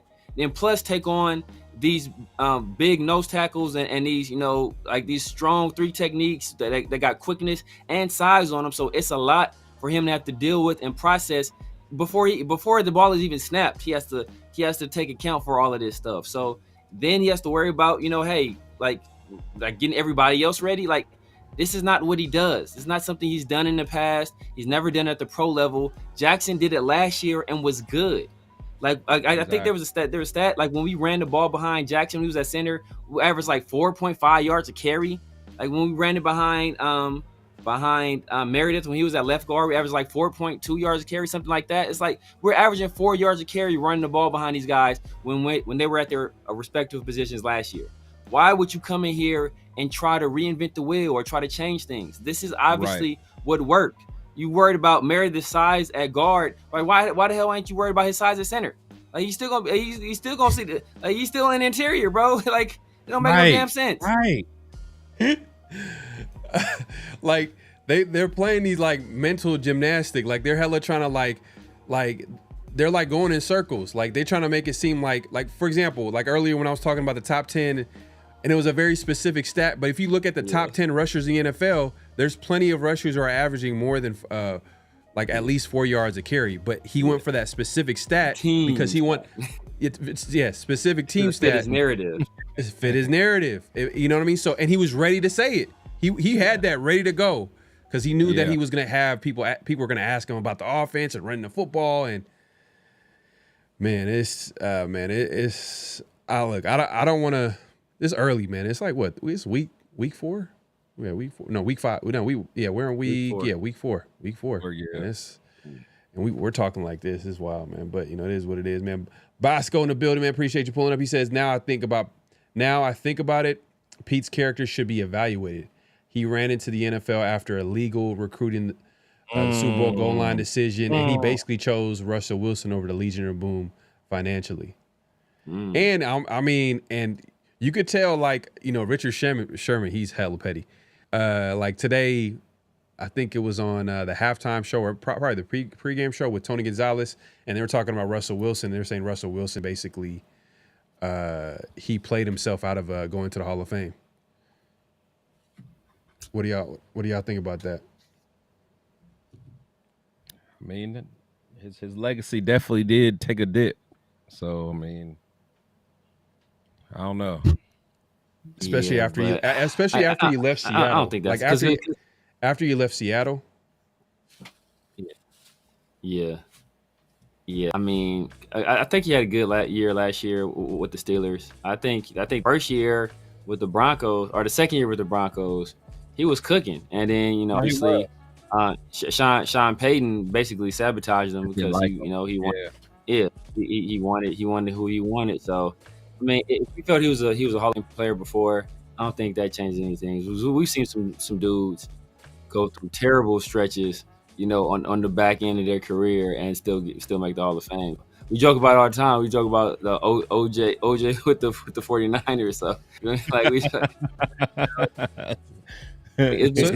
so that 10-year stretch is good enough to go to Hall of Fame for Russell Wilson. I mean, he went to yeah. I think he was one of the better players. Ironically, like the weird stat is that he's never received an MVP vote, which is strange, but he was one of the best quarterbacks in the league for a long time. Like, for the most part, has a pretty good winning percentage. Went to 2 Super Bowls, several playoff wins. I mean, I think he'll be there. I think he'll get in there. The thing is, you got to think, Alex Smith got nominated for Hall of Fame. Alex Smith? Yeah. Alex Smith, he got nominated. I mean, he ain't gonna win. He was eligible, but he was like, he got nominated. Like Alex Smith, bro. Alex Smith. We talking about Alex Smith. Alex, because he's probably a nice guy, but hell nah, he should not be going to no Hall of Fame. That's disrespectful, bro. That's disrespectful. What did Deion Sanders say? He said he was talking about a different wing. It should be a different wing, a different level. Yeah, because he's not a Hall of Fame player, bro. Come on, man. There got to be levels to it, bro. Yeah, he was never a great player. He was never a great player. Ever. He was a solid player. Like, I think early on, people called him a bust because he was a number 1 pick. Alex Smith was a number 1 pick. Yeah. And bro, then, he ran into Andy Reid. Yeah. Not even Andy Reid. Like, I think started with like Norv Turner a little bit, and then like But I'm saying Andy Reid is what kind of got him. Like, okay, started cooking. When he started cooking. Harbaugh kind of really like got some confidence in him, and then from there he went to Kansas City with Andy Reid and got his numbers up and stuff like that. But I never really looked at him as a great quarterback in the NFL. He was just one of those middle of the pack guys, game manager. Mayonnaise, bro. Mayonnaise. Sour cream, bro. Just. He's like, it's that leg injury. People feel sorry for him. He got his leg snapped up. Like, have you seen it? Like, it's disgusting. He got his snapped up like Joe Theismann out there, so people feel bad for him. But hey, yeah, Hall of Fame worthy. He ain't that. Yeah, that's I don't know. Let's ask Chip Kelly. See what he feels. See what he feels. Like Alex Smith. I'm not comparing them. But he has a lot of John Elway. And I'm like, what? Damn, man. Like, this Chip situation, like, he's the highest paid assistant. Like, and I do not want to have any these types of doubts and questions about, like, the highest paid assistant in the NFL. I'm questioning if he could just be an NFL offensive coordinator, because you're already alienating, like, the players in the locker room, talented players. Like, what is the purpose? What is the purpose of these mind games? Yeah. Like, one of the greatest coaches of all time. Some people call him the greatest coach. This is a different sport in basketball, but Phil Jackson, one of his greatest strength was like working with different personalities in the locker room and making it work. Like with the Bulls, he had like Dennis Rodman, Michael Jordan, Scottie Pippen, and Tony Kukoc, and all these guys. Like, he had all these guys all in one locker room, obviously with Kobe and Shaq and all those big personalities, and he was able to win despite all these big personalities and egos. But, Chip Kelly, is he just a college coach? It just seems like, is he just a college coach? Because you're dealing with grown men who are getting paid millions of dollars, and you over here trying to play these mind games. Like, I don't know, man. I would say that if we didn't see him do it at the NFL level offensively, like, could he be the leader of your organization? No. obviously you don't want that, but we've seen it what his offenses can do with it. I don't think he ever had it. But I saw it that San Francisco year. I don't think he ever had an offense outside of the top 10 when he was with the Eagles. He took over a team that was like won 4 games with Andy effing Reid, and they won like 11 his first year. So it's not like he don't know how to coach football or he forgot how to do it, or that he had all the talent in Ohio State. But he was at Ohio State for 1 year. He was at UCLA. The cellar dweller of they was a bad team in the Pac-12 before he got there. So he was working, and he didn't recruit. He refused to recruit. So they really didn't have any talent because he wouldn't put in the effort to recruit, and he didn't know how to navigate NIL. So they were already working at a talent deficit, and he was still able to produce there. So it's not about coaching or his ability or knowledge, and it's just be an ego thing. It should be an ego thing at this point. Or a stubborn set in your ways. I want to do it this way. This is the plan I set forward. So I'm going to make sure this plan comes to fruition instead of making the necessary adjustments, which we know he knows how to make. Yeah, I know, but it's for right now. There's a lot of questions and they need answering. And I know there's going to be literally 14 games left in the season, so we'll figure out if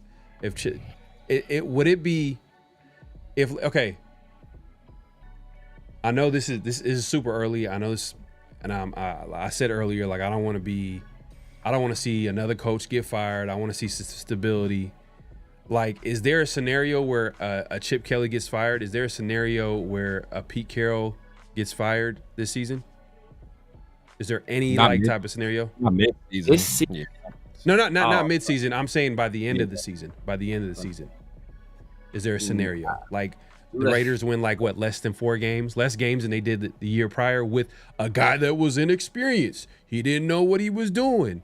He didn't know how to manage a game with no quarterback, no running back, no, you know what I mean? Like injured, no Max Crosby on defense.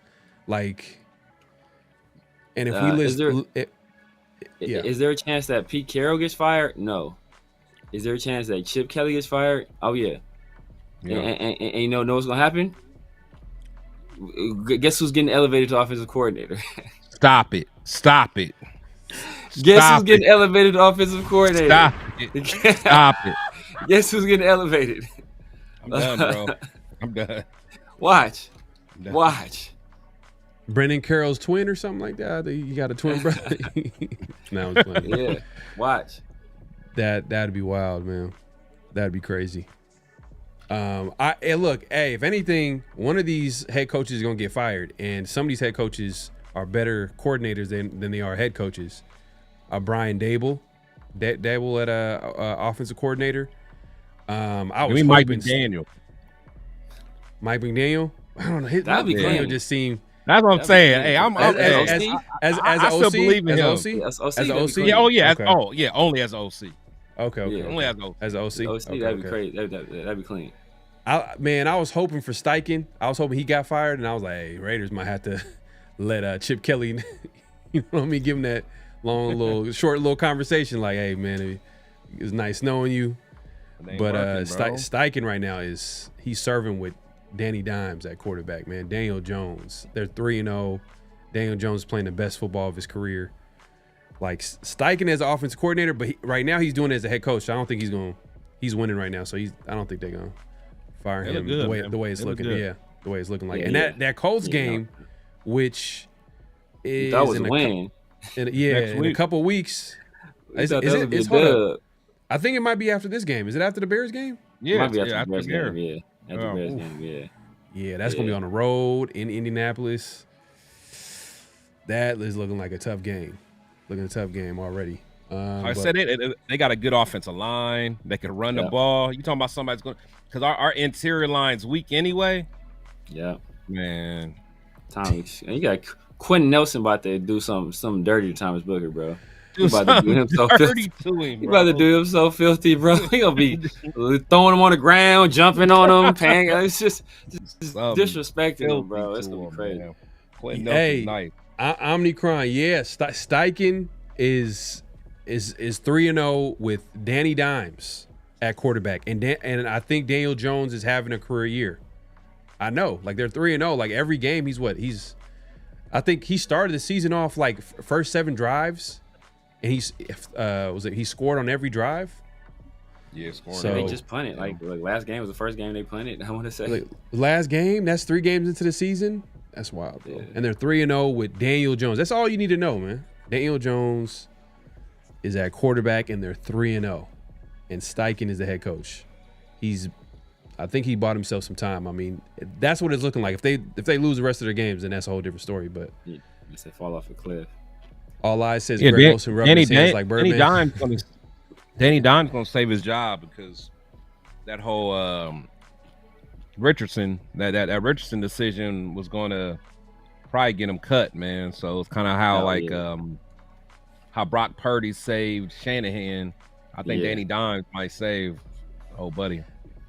Yeah, I don't know if Brock Purdy saves Shanahan. It's winning. Yeah. Winning saves coaching jobs. Like thing is with that trade they did though for Trey. Yeah, giving up all that stuff for Trey. Like, luckily, Purdy was able to make it happen. Like, because if they wouldn't have found that quarterback like Purdy, and they would have had to stick with Trey, he'd have been out of there. I think. Yeah, they probably but the thing is they won despite of it. They were winning with I think Jimmy G at quarterback. Even with Trey Lance was there. Like I think they might have went to NFC Trey got hurt. Yeah, but they got rid of Jimmy. So they got rid of Jimmy, and then they rocked with Trey. They got rid of Jimmy for Trey to play, basically to clear the lane for Trey to play. And then Trey got immediately hurt. Got hurt immediately. Yeah. But just my point. Let me ask you this though. I know we were talking about Alex Smith got nominated for the Hall of Fame.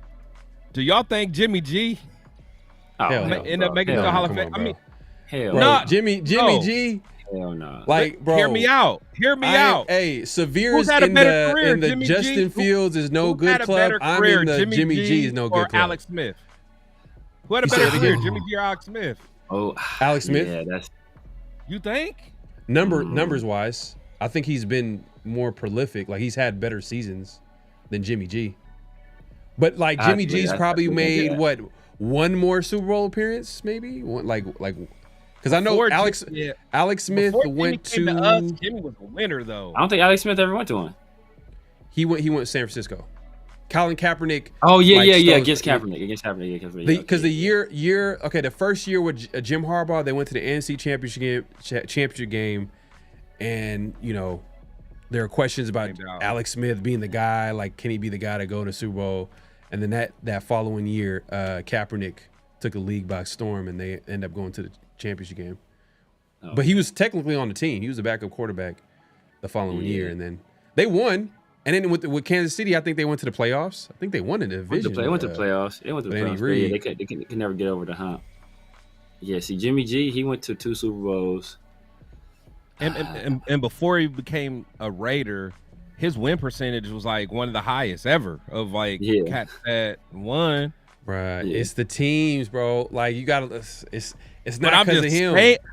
The fact that they had Alex Smith on the list baffles me. So you got. I mean, if they whatever metric or whatever formula they put in there, I feel like they got to put Jimmy G in there, and that's insane. But I don't think neither one of them gonna end up in the Hall though. But I think Jimmy. This is not Jimmy G will get nominated. Yeah, I think Jimmy G will mess around and get nominated. I can see that. That's insane, bro. That's insane. He'll mess around and get nominated. And if Jimmy G, I'm gonna be there. I'm gonna be there with a sign like, y'all insane. The world is ending.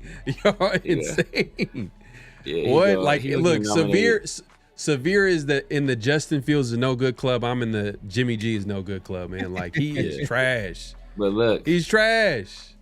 Justin Fields. Well, Jacob Fields was sacrificing his entire family to have Jimmy G's career, bro.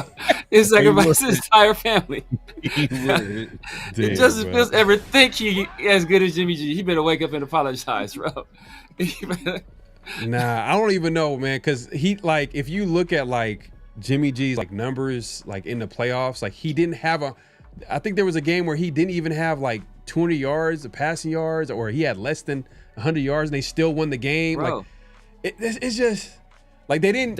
What I'm saying is they didn't need him to play. They didn't need him to do anything but just hand the ball off and throw it to a wide open guy like on the sideline because Shanahan schemed it up right, after a play action pass. Like, I don't know. I don't think Jimmy G's that good. That's my main point. But Justin Fields, I still got hope for him now. Hey, we appreciate everybody coming through. Make sure to click and hit that like button, hit that subscribe button, hit that notification bell. Sound like a Tyree truther. But I think that game was in the snow or something like that though. The one he didn't throw a whole bunch of yards. I think that game was in the snow. Something crazy. Was that the one against the Packers? Nah. That was the one against the Packers. Look, you know what? I'm gonna look it up right now. I think that was the one against the Packers. I'm gonna look up this Jimmy. Yeah, hold up before we move on, man. Let me see Jimmy. Yeah, I thought that was the one against the Packers when it was snowing. Because I know like the Packers lost that game on special teams. No, not even that one. Because they lost that game. I'm talking about a game that they won on their way to the Super Bowl. No, the Packers lost. The Packers lost that game because the Packers were supposed to go to the Super Bowl that year, and they lost that game. Oh, Aaron Rodgers it might have been. Played like it crap. But literally they lost the game like exclusively on special teams, like exclusively on special teams. Yeah. If that's year? the game, I think that's the game you're talking about.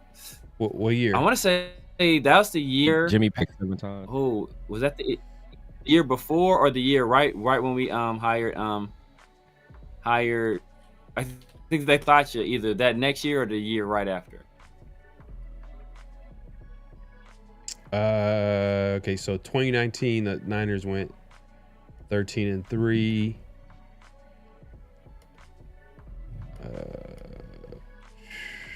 Damn, he was hurt a lot too.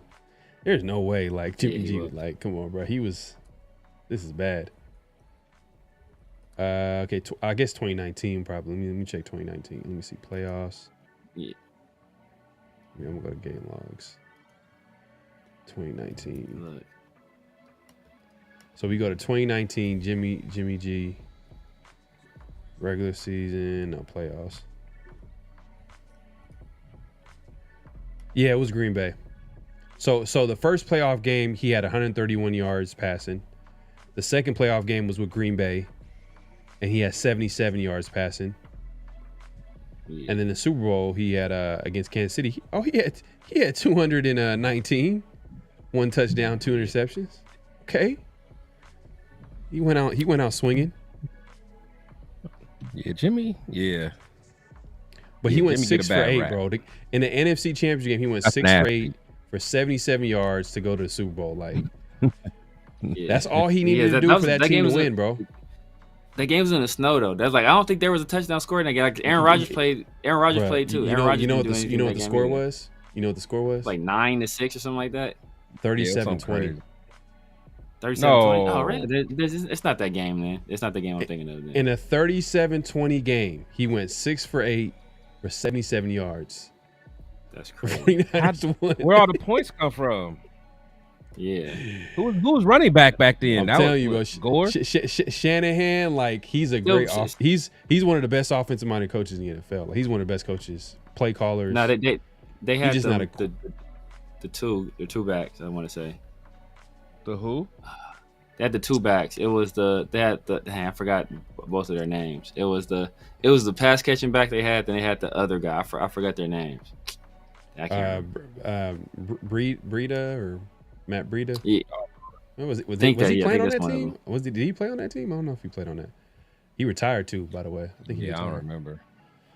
See, that's the thing though. You don't remember a lot of those 49er teams on offense because they got a lot of no names outside of like the big ones like the tight end. Mostert was on that team?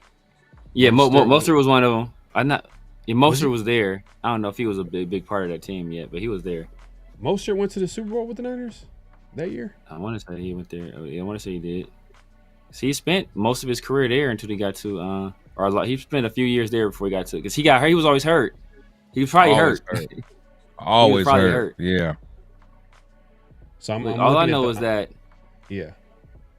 that Jimmy G has more playoff wins than Justin Fields has 300-yard games. I don't want to hear it. I don't want to hear that. Damn. Okay. I see what happened. Mostert had 29 attempts, 220 yards rushing, and 4 touchdowns. God damn. Like, that was he put on a show to go to the Super Bowl. Damn, he damn near a 49 legend for that right there to go to the Super Bowl, NFC Championship game.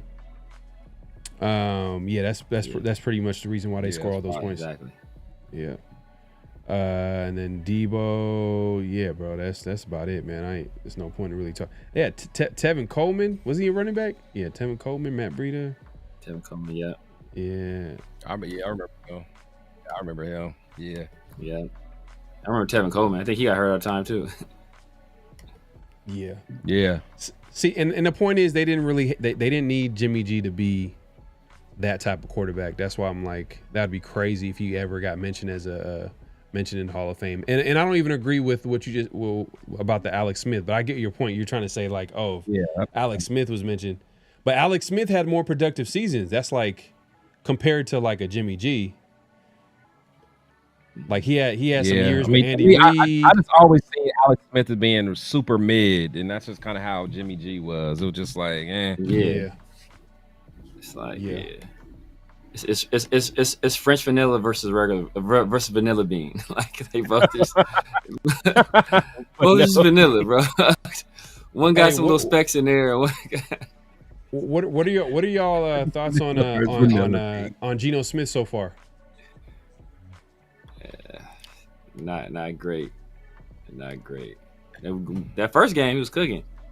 But since then, it's he missing reads, he's missing throws, he putting the ball in harm's way. Like, I think he has a little too much faith in his arm. I think this is something we criticize other people for in the past for not doing, and now I think Geno is doing it a little too much, but like pushing the ball downfield. So I think he needs to kind of reel it in a little bit.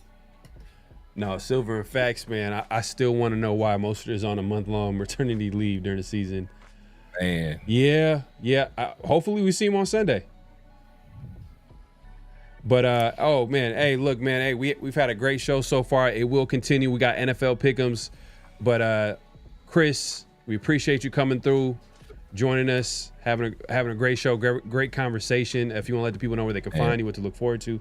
All that good stuff. Yeah, definitely, man. I always appreciate, kicking it with y'all, man. It's a little late over on this side of town, but yeah, definitely, Chris, Protect the Show podcast, man. Love chilling with my boys, man, talking this ball and only talking it the way we talk it, man. Just keep it real and authentic, man. That's how we do it, man. So, anyone that's in here tonight, man, make sure you guys check out my page. I go live every Sunday and Wednesday with Severe and 805. We got a show called the Raider War Room. Just fire. We break down film and just talk our talk. So, appreciate all the love and support, man. Facts, yes, sir, man. Hey, man, just make sure that check out his interview playlist as well, man. You got some go to interviews in there. That Jason Campbell. Yes, sir. See, man, the interview. As far as the interviews, I think he might be killing it. I don't think he's killing it for sure. That's the one thing. And honestly, about Chris, that's all I want to do, to be real. That's really all I want to do. I wish I could just have them lined up, man. But it's all good. Hey, the fact that you're getting them, man, I mean, like that's good enough, man. But you can find Chris at Protect the Shield podcast all over social media, especially YouTube. Definitely go over there, head over, subscribe if you haven't subscribed already. Like we said, man, dope interviews, dope conversations, and they do two shows during the week. I know that the Wednesday show breaking down film, and then a Sunday show, kind of like a post-game recap after the game recap. Yeah. So definitely want to check out the Raider War Room with Chris, Severe, and obviously 805 Raider, man. That's gonna be something to look forward to every week. But yeah, man, Chris, man, appreciate you coming through, man. Yes, sir, man. Appreciate y'all. Y'all have a good one, man. All right, peace. My dog, take it easy. All right, man. That's Chris, man. Hey, man, that was dope conversation. Especially that Jimmy G. And that's our better and better. Those random little football questions, we always be getting at the end. But facts to that. If you haven't already, make sure to clock in, hit that like button, hit that subscribe, hit that notification bell. This is the part of the show where we get into NFL picks. And we're going to recap what happened last week. Yeah, Pharaoh looking too happy, so I know he must have did good. He looking too happy. I'm slowly but surely kind of gaining a little bit on this. It's because it's, at the end of the day, like, it's a long season. I went 9-6 again, but it was a random week, and I still went 9-6. I must have went 8-7 then. You went Severe went 8-7. You went 8-7. Dang, man. And shout out to Mint. Mint, we gonna have him back on again. He went 9-6. He went 9-6. So I lost. Did it? Well, I don't know if we took some we risk. didn't really gain on him. Yeah. Yeah, I took some. Yeah, we didn't gain. I mean, I lost. I took some risk. One of them should have came through. I forgot who ended up losing the game last minute. Who lost the game last minute on the field? I forgot. It might have been. Was it that Jets? No, it was not that Jets. And was it the Browns? Was the Browns? Was the Browns? Was the Browns? Well, the Browns. But no, we all. You talking about the upset picks? Yeah. I think it was an upset pick that you. Yeah. The Bengals got their teeth kicked in, so that wasn't even close. Who was it that lost the game? He was reaching that one. Yeah, was it the Rams? It was the Rams. Yeah, the Rams. Who they? No. I didn't pick the Rams. I picked the Eagles. Yeah. Let me put up the totals. Was it the Saints? The same. I can look it up real quick. But the total record so far, I'm 27-18. I got a game. Game over Severe. We were tied up last week. You know what I mean? I got one over Severe, but Mint is obviously in control right now with 33-12. It's all good. It's a long season. We're gonna catch up. But it's Mint got 33-12. Severe got 26-19. Obviously myself, 27-18. But it's we the show must go on, man. We still got some time to go look at some of these picks. Let me go ahead and put this on real quick. Hold on. But if let's see. Gino looking like Anthony said. Gino looking like Jimmy G. Cheating. I'm about to start cheating. The man, he really is, man. Nah. I don't think it's that bad. He's not that bad. I look at Gino just like, he's a solid quarterback. I'm not looking at him as a top 5, top 10. Some people try to push him in top 10, but I don't know. I got to see more from Gino for me or more consistency from Gino before I even say all that. But I think he's like top 15. You can say top 15. You can make an argument for top 15. Yeah, I think he's there. Sure. He is there. I think even like when I looked at the power rankings for quarterbacks, I think they had him at like 14th in the league. So yeah, like top 15 could be fair, especially if the offensive line could play better. Okay, that's what it was. It was the 49ers over the Cardinals. That's what it was. You said it was 49ers over the Cardinals? Yeah, that was a game that did me. So I picked the Cardinals. I think both of y'all picked the 9 there. I want to say. Let me just make sure.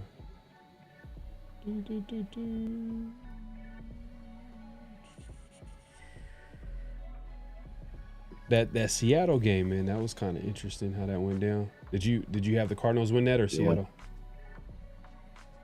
I probably would have picked the Cardinals just coming off that tough loss, but Seattle was at home though, so something in me, I just don't want to believe in Sam Darnold. I just don't want to believe in Sam Darnold, man. Yeah. All right, cool, perfect. All right. So we got this set up here. All right. And all right, so we got let me get this set up here. We got Vikings and Steelers first game. Severe, who you got?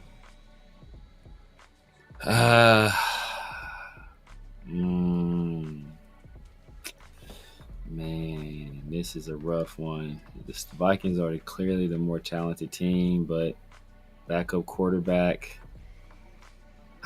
I'm gonna trust in Mike Tomlin. I'm gonna go Steelers.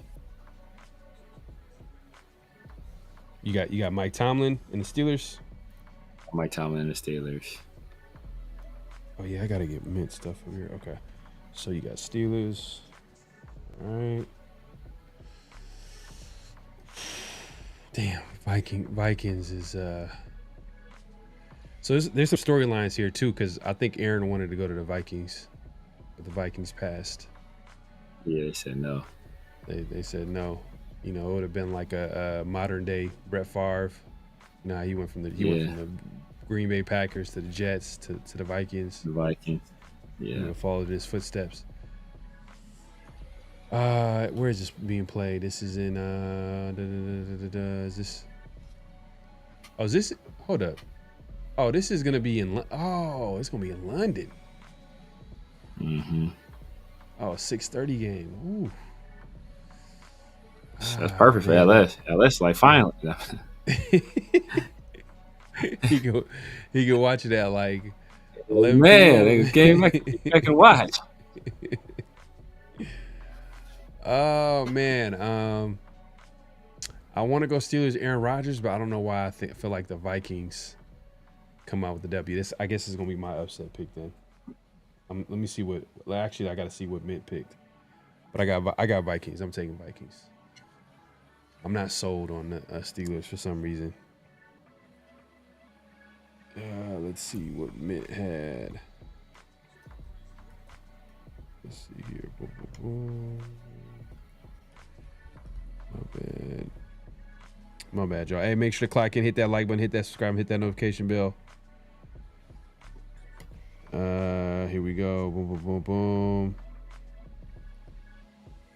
Oh. Okay, Mint win Vikings. Okay. So I got the upset. You got the upset pick. Damn, all right. Okay, this is actually a good upset pick too. Because it could easily go that way. What we got in the chat? What people saying in the chat? What we got?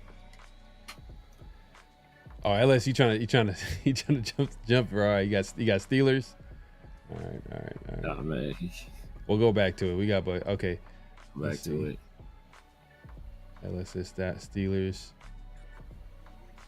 All right. Cool. Let's go to the Commanders and Falcons. These are your two favorite quarterbacks playing. See, two of my favorite quarterbacks from the last draft class. I'm gonna go. Ooh. See, is Jaden playing? That's a big thing.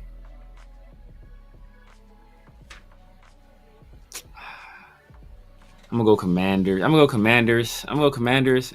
the assumption that Jaden's gonna play. But if he doesn't, because I think the Falcons might bounce back after the way things went down the last game. Michael Penix Jr. getting benched. I think he'll come out with a vengeance. The Commanders are coming off. They a little fat right now. They coming off stomping the mud hole in us. They feeling good about themselves. And it's in Atlanta. But Bijan going crazy too. I'm gonna stay Commanders. All right, Commanders. Yeah. But damn, is Jaden playing? No, that's what's rough. It's at home for the Falcons too. Yeah. Penix kind of been last couple games been bad. Last game was horrible. Yeah, they lost like 30-0 last game, but the game before that, I think they won, right? But Bijan had a really good game, but I don't think Penix had like a really great game. Nah. Didn't they beat the Falcons? Didn't they beat the Vikings? Sunday Night Football? I think so. I forget. Yeah, I think so. Yeah, I think so. Yeah, that's when Bijan went crazy. I'm gonna go Falcons, man. I think Penix might have a bounce back game because I feel like the Commanders can get exposed on defense. Yeah, they're secondary too. You got Drake London over there, Mooney. And then Bijan is legit this year, especially in the pass game. And you remember when we had talking about the Commanders and Louis T when he was talking about Bobby Wagner can't cover anybody. Yeah, so Bijan might have a big game. Kyle Pitts. Mm-hmm. Yeah. Yeah. So I'm taking the Falcons. Let me see what my guy Mint. Let me see what he got. He got Commanders. Oh, I got the upset pick. Let's go. I'll take it. Because this can go either way. Yeah. But shit, if Jaden is playing, I ain't gonna lie. It's looking spooky. It's gonna look tough. Saints, Bills. Oh Come on, bro. Obviously, this not much. Oh, man, look after that Browns Packers game, man. You don't know. I passed it, but obviously the Bills don't need a lot of explanation there. So Mint got Bills too. Let's see what everybody talking about. Let's see. Let's see. Unless you say you're 36-12. Okay. Unless it's cooking. Okay. He picking from the future right now. Oh, he got the Commanders. He had Commanders, and then got the Bills. Obviously, that's an easy one. All right. Okay. Browns and Lions in Detroit. This is an easy one, bro. Yeah, Lions, man. Can't even hold you. There's no. I'm not even gonna. Myles Garrett would have to have the greatest defensive game of all time. He had to have an 80% pressure rate to beat. Yeah. So Mint got Lions. Just Lions across the board. Yeah. So we got Titans, Texans. Man, they both, man. My boy, I'm a roll with Coleridge. I mean, because the Texans defense, man, they got like two of the top. First of all, Will Anderson has turned into one of the best defensive players in the league. Like he's having. It started at the end of last year. It's continuing, and then they got the other edge rusher, Daniil Hunter. He's serving too. Plus they got who I think is the best corner in the league. And then they got Lassiter, who was and Derek Stingley rather. And then they got Kamari Lassiter as well as another good corner. The defense ain't been an issue. Coleridge, CJ ain't been balling. It's a tough defense, but I think they get it. I think they get it done. You got Texans? Got Texans, yeah. I think they get it done. An ugly game, like 13-9 type stuff. Yeah. I keep trying to pick the Texans, but the Texans, they've been letting me down, man. Yeah. They let me down. I think one game I picked them. I was like, damn. And they don't and it's so far this season, they don't look like offensively like CJ Stroud. I mean, obviously he's not getting protected consistently. Yeah, he's not playing his best ball. But Bo Hardegree is his first week calling it. So last time he did Bo, that. Though, right? Yeah. Well, I'm gonna pick the Titans, man. I ain't mad at that. I'm gonna be a little aggressive this week, man. See if I can pick some Titans defense is legit. Yeah, it can go either way. It's like defensive game. Let's see. What did he got the Texans? So yep, this is an upset. Let's go ahead.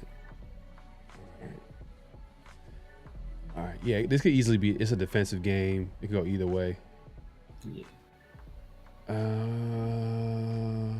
I just feel like Titans is like built to play ugly. Yeah. They know what it look like. You know what I mean? And then Bo Hardegree is gonna throw things off. Like he's gonna because he's a different play caller. Yeah. You know, he might have some up his sleeve. We'll see. All right, Panthers, Patriots. Not bad.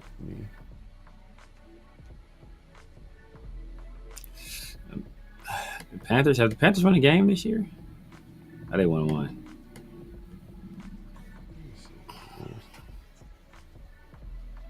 You said say it again? I said have the Panthers won a game this year? I said they won one.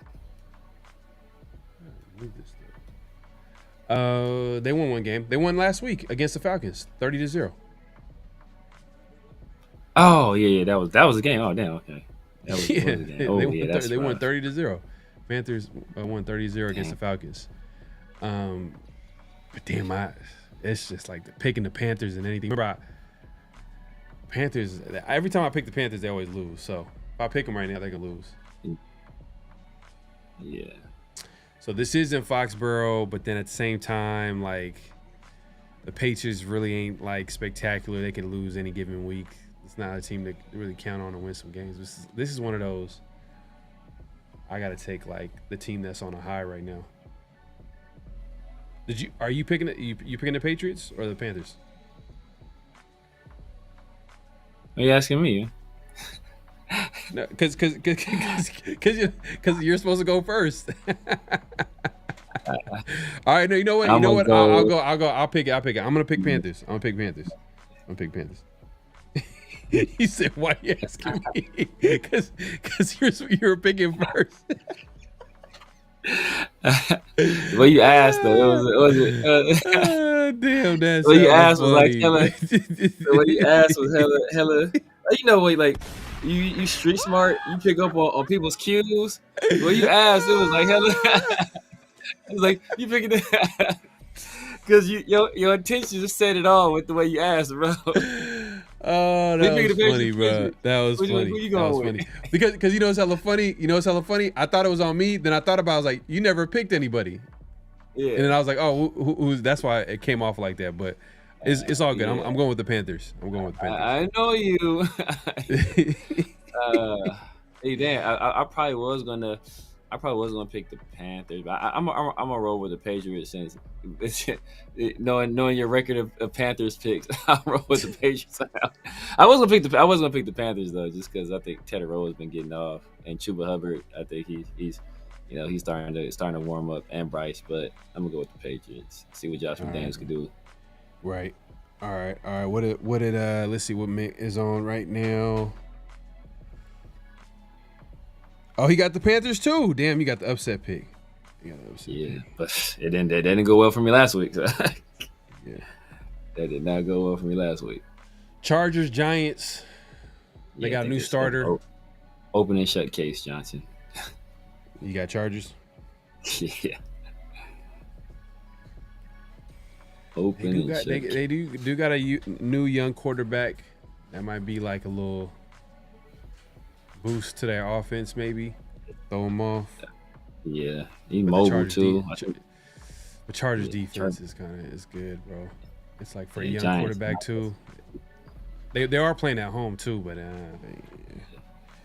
I want to pick against the Chargers. I really want to, but yes, can't do it. Yeah. I'm going Chargers.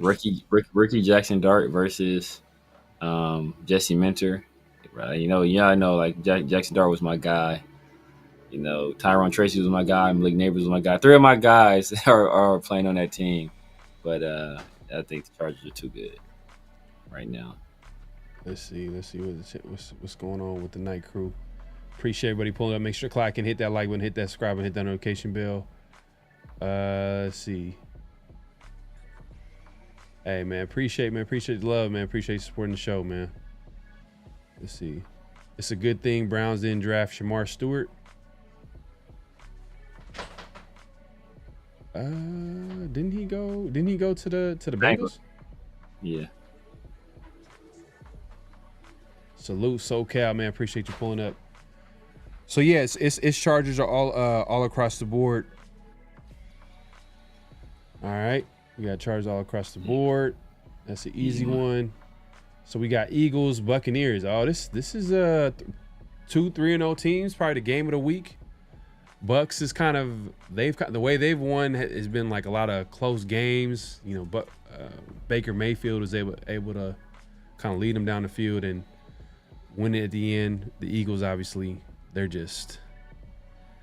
feel like they're just too good. Like they're too talented. Like they just end up overpowering teams in some way, shape, or form. Like especially when they get into the end zone in them short yardage situations, it's almost automatic. Especially in close games, those things kind of matter. But damn, I don't know if I can go against. I know. Mike Evans. No, Mike Evans got hurt.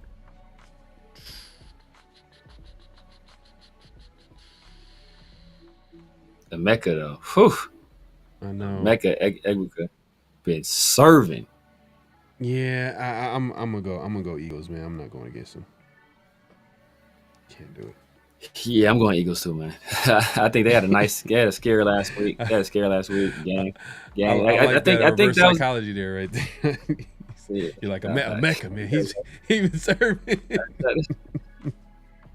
Hey, got to do it, man. Got to do it. That's funny. Yeah, but Eagles, I think, like they were due for a loss. Last week was the loss they were due for, and it didn't happen because they were able to make a play at the end. So I think they had their scare where they should have lost and they didn't. So I think they rebound this week, have a big week. I think Saquon has a pretty big week. I think AJ Brown finally gets you kind of gets on track as well. Okay. And Mint also got the Eagles, so it's Eagles across the board. We got Colts Rams. Colts coming in 3-0. It's gonna be in Inglewood. Rams at home. So who you got, Severe? Damn, man. I keep picking against the Colts, man. They fools keep winning. They keep winning, bro. Oh, man. And the Rams, they have it could be one of two ways. They could either be deflated after the way they lost, or they can kind of dig their heels in and come out stronger than ever. I'm gonna trust Sean McVay, man. I'm gonna trust Sean McVay. I think Shane Steichen is Shane Steichen a Sean McVay disciple? Nah, I'm not sure if he is. Maybe I know he was an offense coordinator for the Eagles. Yeah, he was there. And that's where he made his name. I'm not sure if he's from that coaching tree because his offense is like I think it's like different from Sean McVay. Yeah, some similarities, especially in the run game. But I'm gonna go Rams. I'm gonna go Rams, man. I'm gonna go Rams. All right. Danny Don. I think the Rams gonna get pressure. I think they can get pressure with 4. They can get pressure with 4. I think that'll pay dividends. Bro, I just reposted this earlier, but I seen like the Colts owner at practice taking notes and just like paying attention, bro. Like if they were like 0-3 or 1-2, that would probably be the biggest storyline. Is like, but right now they're 3-0, so no one's talking about it. But people talking about it. It's like crazy. It's crazy. Yeah, man, Sacktown, but I seen you holding it down, man. So yeah, definitely had to give you the wrench, man. Salute to you.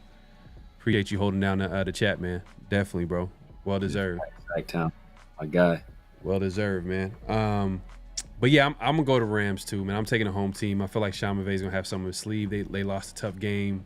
It was the last week, I believe. So that's gonna be my pick too this week. Colts, I did pick them last week, so it's not like I'm like saying I'm going against them, but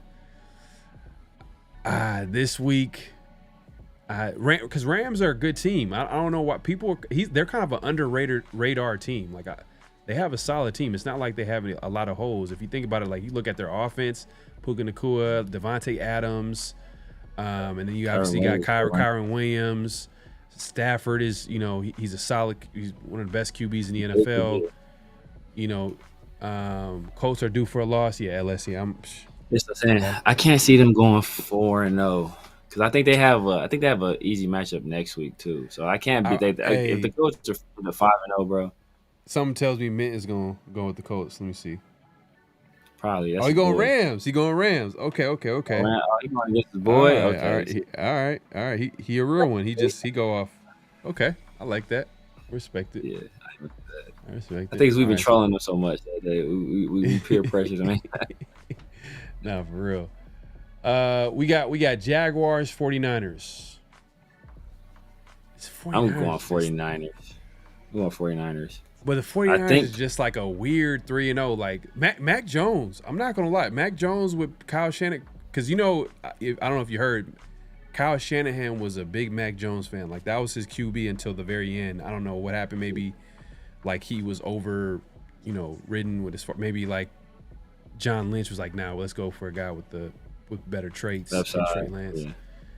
But man, he got Mac Jones playing good football, and they're winning games despite with Brock Purdy's injury. Is Brock Purdy back or is he still hurt? I think Mac Jones. I heard he's supposed to be back. It's in San Francisco. Yeah, I'm going Niners, man. I'm trying to find a reason to go against them, but like, yeah, And then the Jaguars been struggling. Brian Thomas ain't looked great. Trav really ain't been doing all that. Etienne been doing well. But yeah, I'm going. That one week you had like against the Saints. I was about to go with the Niners, and you were like, oh well, you're like everybody's hurt, Yeah. And the Saints should have won that game too. I think they should have won that game too. That's another one.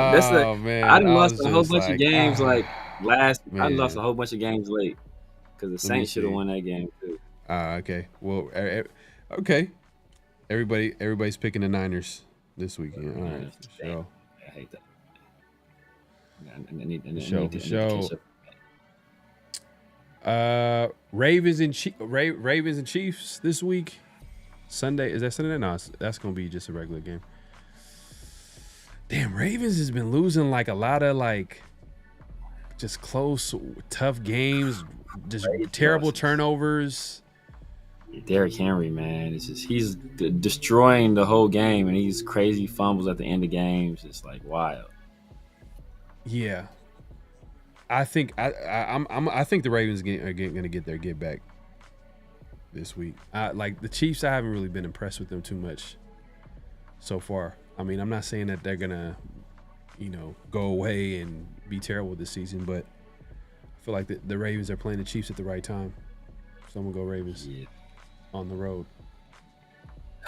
I'm gonna second that. The Ravens have like they damn near every game. Well, both games they lost, they like low-key should have won. So, the Chiefs, they just ain't really looked that good. Offensively, they ain't look great. They don't have a lot of weapons there. Travis Kelce doesn't look the same. Isaiah Pacheco looks trash. Jawan Taylor is holding every single play. He's like, so I just think Lamar is on a different level. Derrick Henry's been crazy outside of the turnovers. I'll go with the Ravens. D-Hop over there too now. LS he got the Ravens too. After that tough loss, they got to do it. We'll see, man. Mint, he went with the upset this week, man. He went with Chiefs. He got the Chiefs this week. Really? At home. Okay. All right. Yeah. All right. We'll see, man. We'll see how it shakes out. I've never bad decision picking with 15, though, to be honest with you. Severe, man. Bears, Raiders, score prediction. Gosh, dog, man. Look. This Bears defense is not good. They're either missing several corners, and if they're not missing, those guys are banged up. The run defense is terrible. We've been hearing criticism all week about the Raiders' offensive line, about their use of Genty, about pass rotation. We've been hearing it all week. I'm sure they've been hearing it too. I'm sure Pete Carroll's been hearing the noise about people criticizing him so far. They just got a mud hole stomped in them. So I'm going to go with the Raiders. I'm going to go Raiders 27-24. Raiders. Genty has 102 yards and a touchdown. Okay, first 100-yard game. I mean, that's a good prediction, especially with the Bears' run defense not being the best in the league.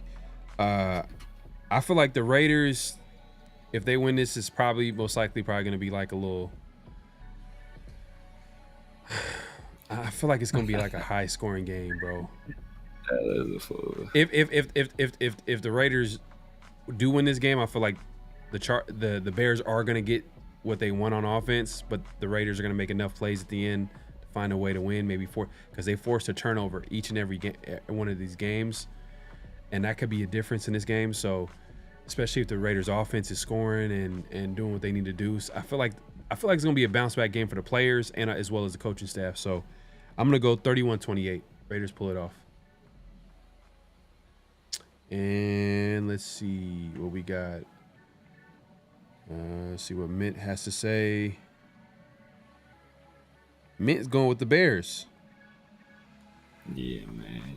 He going with the Bears 27-17. Dang.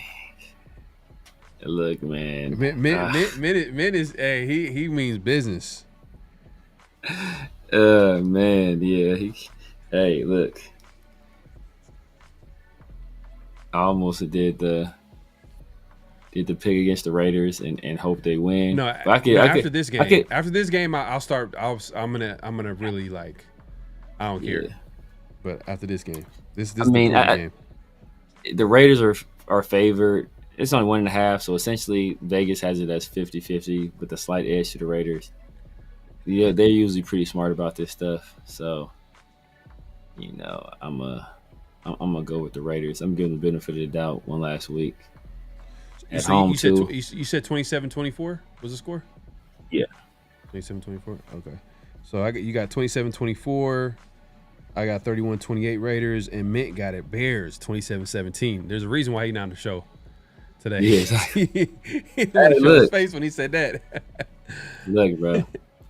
Can't get mad at it. As LS said, man, low management. Low management. He said Bears dropped 30. Well, I said 28. But look. If we're looking at the other two games outside of last week, where they couldn't tackle nobody and stop the run, it worked for them on defense. So, you know what has me like feeling like they're gonna score. Ben Johnson is gonna have something.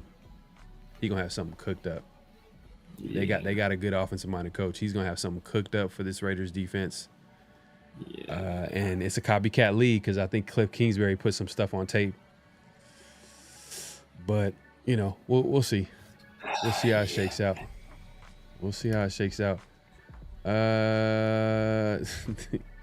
Oh, this is from earlier.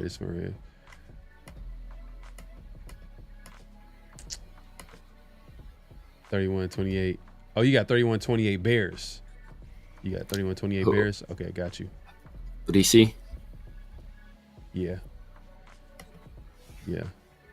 LS got 33-17 Bears. Okay. Well, if it's 31-28, then that means they did something good on offense. They made something was better. Hopefully. Let's go on to the next game, and we got Packers Cowboys. Severe, who you got? I think the Packers come in there and they put it's BTA situation. It's BTA situation. Yeah. They're coming off that loss to the Browns. The Cowboys defense is trash. This is old boy's first game back in Dallas. Oh yeah, Micah. Oh yeah. Oh, so I didn't even think it's gonna about be in that. Dallas. So it's gonna be. They're gonna be. Damn. I want to pick Dallas, but damn, it's just such a mismatch. The defense is so nasty. Yeah, man. And then Josh Jacobs been struggling this year too, so I think he has a get right game against Dallas. So I'm going Packers. Oh, Jake's is trash this year. He's been struggling, yeah. Yeah. No, he ain't been good.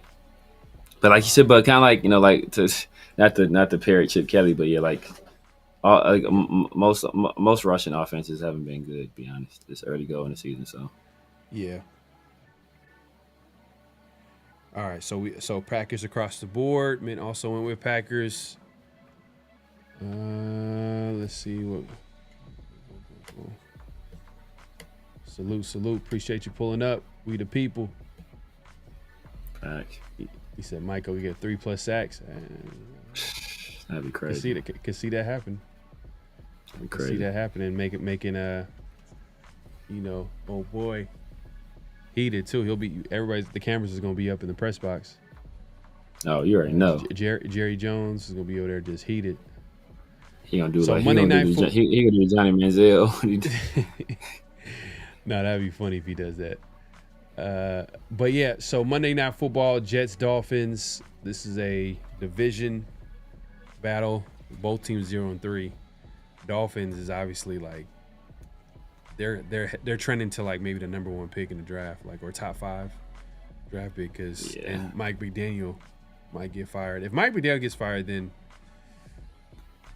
him as an offensive coordinator, I'd be down with that. It's just the way that he lost his team. It's like, damn, like they don't respect him. It's like that's what I don't know. But maybe him as OC is gonna be different. It's different. Him as OC is different. He was OC with Harbaugh, so I think he'll be all right. If he gets fired, I can see him going to the Falcons. So I think they're gonna probably fire. I think they're gonna probably fire. Mike McDaniel was OC with Harbaugh. I thought it was a Shanahan. You're Shanahan. I mean, yeah, Shanahan, not Harbaugh. Yeah, Shanahan. Hold up, was he the offensive coordinator? Was he the QB coach or offensive? Okay, yeah, he might have been. Oh, he was the OC. Offensive coordinator. He was OC, okay. Yeah. Okay. OC. What you call it was a QB coach. My boy Bobby Slowick. He ain't got a job yet. Oh, I think did he take the year off? I think he might be working. Yeah, he's working. Oh, was he? He's working somebody. He was somewhere. He's with somebody as a like a position coach. I can't remember who that. I think he might be with Detroit. Bobby Slowick. Bobby Slowick. Is he with Detroit? As a position coach. Yeah. Who you got in the meantime? We already know, bro. I'm never picking for Justin Fields, man. I'm going with the Dolphins. I don't give a damn. Justin Fields could be undefeated playing the worst team in the league, and I'm picking against Justin Fields. You can lock that in every week. Oh wow. He was subsequently hired by the Miami Dolphins in February as a senior pass game coordinator, rejoining head coach Mike McDaniel. That's wild. Okay. Damn. And the Dolphins and Tua is struggling too. Yeah. You know what?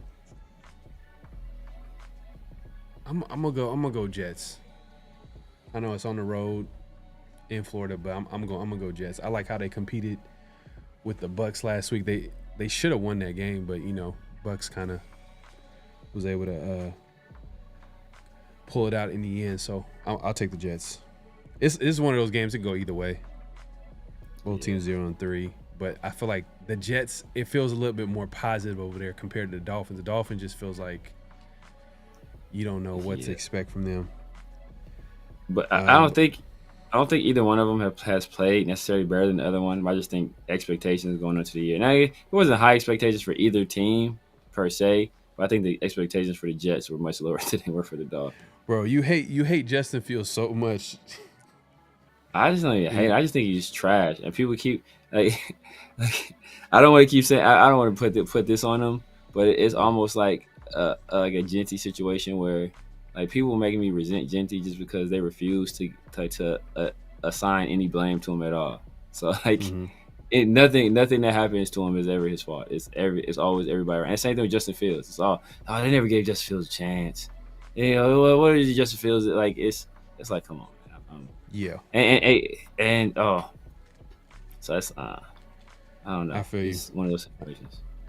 I feel you. You gotta double down sometimes, man. Let the people know. Mint also went with the Jets, so you got the upset pick this week. You got the upset pick. And the last game here, we got Bengals, Broncos. Is Fields even playing? Yeah, that's a good question. Oh, I know he did get banged up. He did get if hurt. He's not playing, I might switch my pick. I'm gonna stay with the Dolphins. But if I knew going into it he wasn't playing, I might have picked the Jets. But now I'm still staying with the Dolphins. All right. So Bengals, Broncos. I'm going Broncos at home. I feel like the defense is gonna have a field day with the Broncos, but they do got weapons. But are they gonna protect the backup quarterback? It's a backup QB they're going against. I'm thinking like Broncos should take advantage of this situation, but the Bengals 2-1 surprisingly. But no, the only loss was that last week, which is crazy. Yeah, they got their ass whipped. God damn. Yeah, it was crazy. Oh, Who you got? I'm going with Broncos. Who you got? Damn.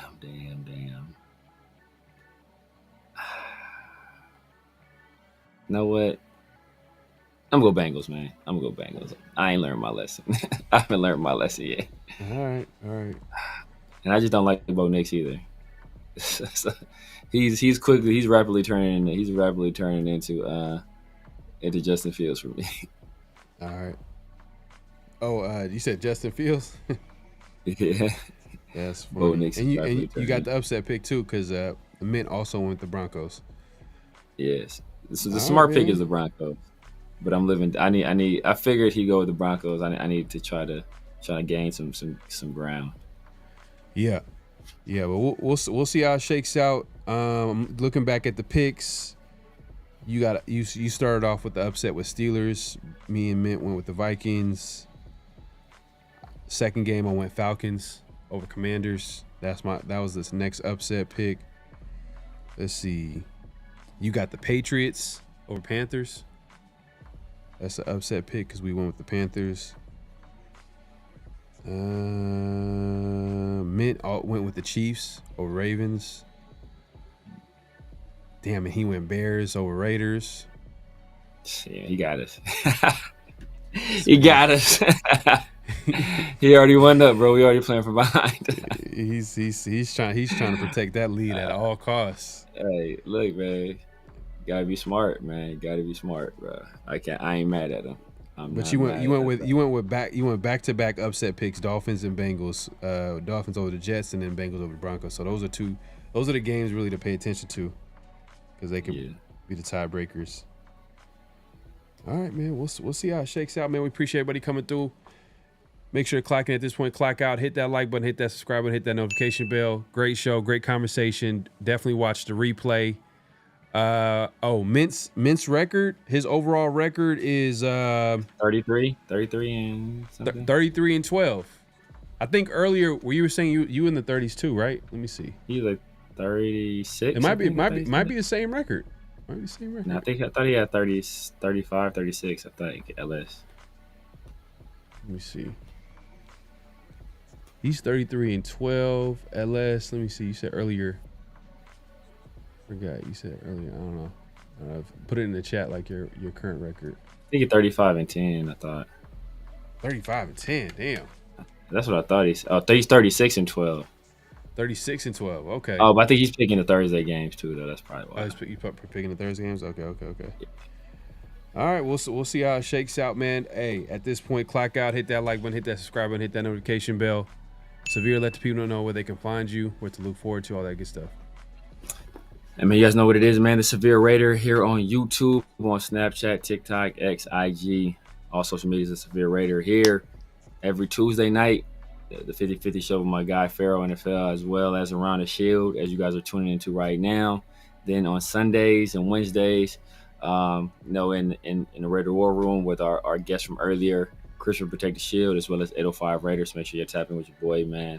I started a membership, man. So make sure y'all join. Probably going forward, probably our Wednesdays. It's gonna be a little bit different format. We're gonna start the Wednesday show off like normal. Then when we get into the film, we're gonna go to members only at that point, just because we keep getting knocked for these copyrights, man. Because Roger Goodell, he ain't making enough money, I guess. I don't know what's going on, but so yeah, make sure y'all tap in, man. Membership is super cheap. I forgot what I said to that. It's only one level. It's super cheap. So make sure if y'all want to support your boy, that's one way to do it. And when I hit 1,500, start members only lives one day, at least once a week myself. Solo dolo. LS says member only film. Yep. Okay. So is a solo show? No. That's still part of Raider War Room. But once I hit 1,500 subscribers, I'm gonna start hitting a solo live, probably Monday nights. That's dope. Hey man, definitely check them out. Definitely subscribe. Definitely hit the membership up. We appreciate everybody pulling up, man. Around the Shield every Thursdays. Next week we'll be back. 50-50 show.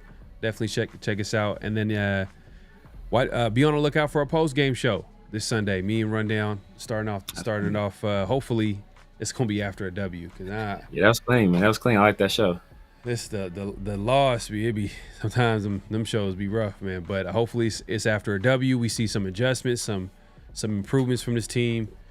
Definitely on the lookout for new content as well, man. And follow us all on Around the Shield all over social media, including IG and X. We're trying to grow that, and we appreciate y'all support. If you can go over there, Around the Shield, as well as PharoahNFL, PharoahNFL, all over social media as well. including YouTube. Yeah, man, great show, great conversation. We'll be back here to talk about it. Hopefully it's after a W, man. I want to see some positivity. I want to see some improvements. I don't want to see hard-headed coaches try to prove a point and, the Raiders struggle again, or the run game is not, most likely, there's a good chance that could happen. But after a blowout loss, you would think that, they make some type of adjustments and they bounce back. So that's what I'm betting on. Hopefully we see a good game this week on Sunday against the Bears. LS says he's trying to get on the membership. Oh, you know what? It might have. I did it yesterday, like last night. Like after the war room, they might still have it on hold. They said they'll make me wait like 24 hours to review it or whatever. I don't know, review what they're reviewing. It's like super basic. So maybe by tomorrow, Pacific Standard Time. I don't know. You're in the future, LS, so it should be working already for you. Really. But right, man. Yeah, maybe tomorrow. Yeah, definitely check it out, man. We appreciate everybody pulling up. Great show. We'll be back here next week or this Sunday. I know this Sunday you're going to have the post-game show with Raider War Room, and then be on the lookout for me on a post-game show with Raider Rundown. So we appreciate everybody pulling up, man. We'll be back here soon. Any last thoughts before you head out, Severe? Nah, man. Like, it's time to put up or shut up for this coaching staff.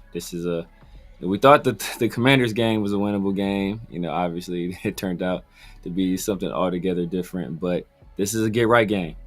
I think a good win, I think it will lift spirits. It will change the tide. People will start having a little bit more confidence again. But if they come out there and lose, bro, oh yeah, it's DEFCON 5. Yeah, I mean, definitely. I mean, it's not even just a loss. It's just if we keep seeing the same problems, same issues, and like imagine if they played a great game and they lost. Like you would be like, oh, okay, yeah, you want them to win, but like at least like the offensive line played better. We've seen some form of a run game.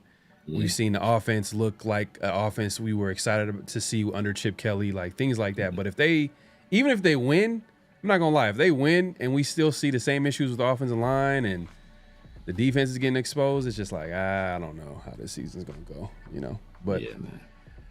We'll be here to talk about it, man. We appreciate everybody coming through, man. We'll see y'all soon, man. Peace.